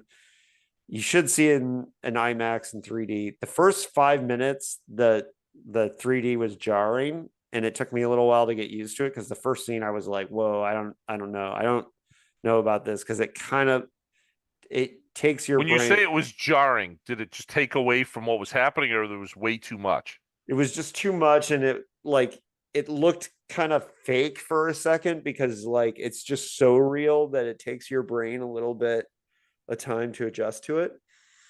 And then I had the experience of like I was very emotionally wrapped up in the movie. I went with the story. I thought the last scene was perfect. And I thought to myself, because I've been, it's been a long time since I was in a movie where the movie ended and then the entire audience started clapping. And when the That and that screen happened went in this dark, movie? I thought to myself, I internally went, wow. Even though I knew it was Avatar and I knew what I was getting in for, I still said, wow. And then the entire audience started cheering, like clapping, like, woo. And I was like, okay, I hear so many jaded, like hipster fan or like literature people and all that. They write off Cameron. And here was an audience of just normal people. It was a packed house in IMAX 3D. And everyone cheered and clapped when it was over. And then I turn on my phone and I had posted a thing saying, like, I'm going to go see Avatar in IMAX 3D. Let's go. And some random person I don't know from Canada, whose bio just says that they're a writer and a photographer living in Alberta, Canada, responded by saying, Cameron's a hack, overrated, hasn't made a good movie since the 90s. And I'm sitting there, the people are still applauding. And I'm looking at this jackass trying to yuck my You yum. shouldn't let that bother me. Here's why, right? And I'm admittedly not an Avatar guy. I thought the first one was good. I mean, I did. I thought I what he want to did have was this debate, by impressive. the way. I don't have to have a debate because I'm not a hater. I I want a just hater. I want to debate haters on this, by the way. I'm not a hater. Okay, but I Enjoy the want to. movie, right? I mean, there are movies that I love that people are like, "You're freaking high. That was not a good movie." And I'm like, "Cannibal Holocaust is a good movie, and these are the 10 reasons why." Uh, but I've come to realize that you know what? Too many trolls in the world. That guy Okay, probably has a giant Avatar poster in his house with James Cameron written on it. He's just saying crap. I, it just wasn't for me. I don't. well, It but wasn't. I'm here's not saying it wasn't for me. I'm just saying it wasn't. It just didn't bring me joy as much as it brought you. And I'm happy things bring different strokes, different folks. Right. I'm never gonna go see uh whatever the hell that Downton Abbey, but I know people who freaking dress up for those movies, and I'm like, okay, good. well, here's the thing. I will say this that I think you should go see Fire and Ash. You should go see it in IMAX 3D and just for the cinematic experience. And I guarantee you, you will not look at your watch. You will not look at the time. You will be fully engrossed. Oh, I And don't doubt that. I don't doubt that, and I do debate the guy who says James Cameron's a hack. James Cameron is anything but a no, hack. no, the I- best I- example I heard about this is because when I was riding my bike home from the movie, I listened to Guillermo del Toro interview Cameron, and they're best friends, right? And they're really good friends. But one of the things that Guillermo del Toro, who makes pretty good movies, right? yep. He said, I couldn't direct this movie. If you threatened to shoot my family, I would tell them to line up because only one human being in the world could direct this movie, and that's James Cameron. And that's something that's insanely like that's just Look, it's a unique thing, and that should be applauded for that alone. There you could sure. You could A go to the hundred movie percent. just for the design. You could And go you for, know what? Some people can live off their legacy. And James Cameron, in my opinion, directed two of the best sequels of all times, as you said.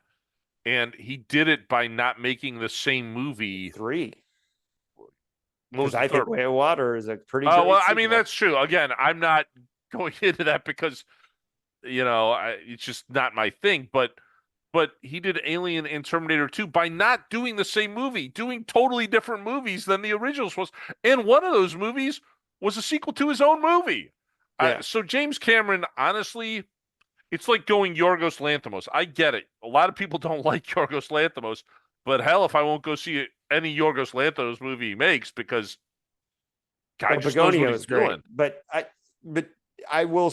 I think if you go see Fire and Ash, there are certain things that you will like about this one more than the last one. The last one was about them connecting to the ocean and to that Well, it part was of a it. lot. It was so the last one I felt was clearly a personal movie for Cameron, right? It's Because he about has that family. Yeah. love. Well, but he also has that love for the ocean. I mean, he just Yeah. does. We know this. Yeah. Uh, But so yeah, I but mean, I'll get around to seeing it. It's just not what I'm running out to go see. I did go see a movie last night that was a mystery movie, which was played early, and I know we're still recording, and I'll get off this, which was We Bury the Dead. And I was sorely disappointed in We Burying the Dead. This is a movie mm, with Daisy Ridley.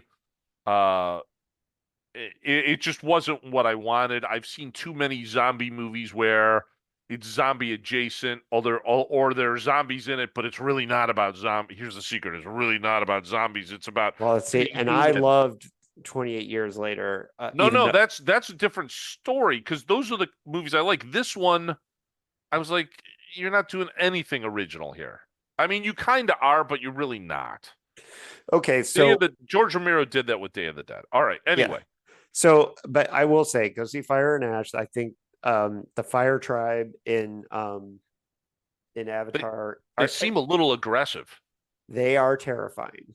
And if you don't like admit that, then and part of one of the things too is like with there's a scene where Sully is like lands on like this giant flying balloon thing and is like sliding and almost falls off of it. And the 3D works so well that it really does feel like you're about to fall off a cliff.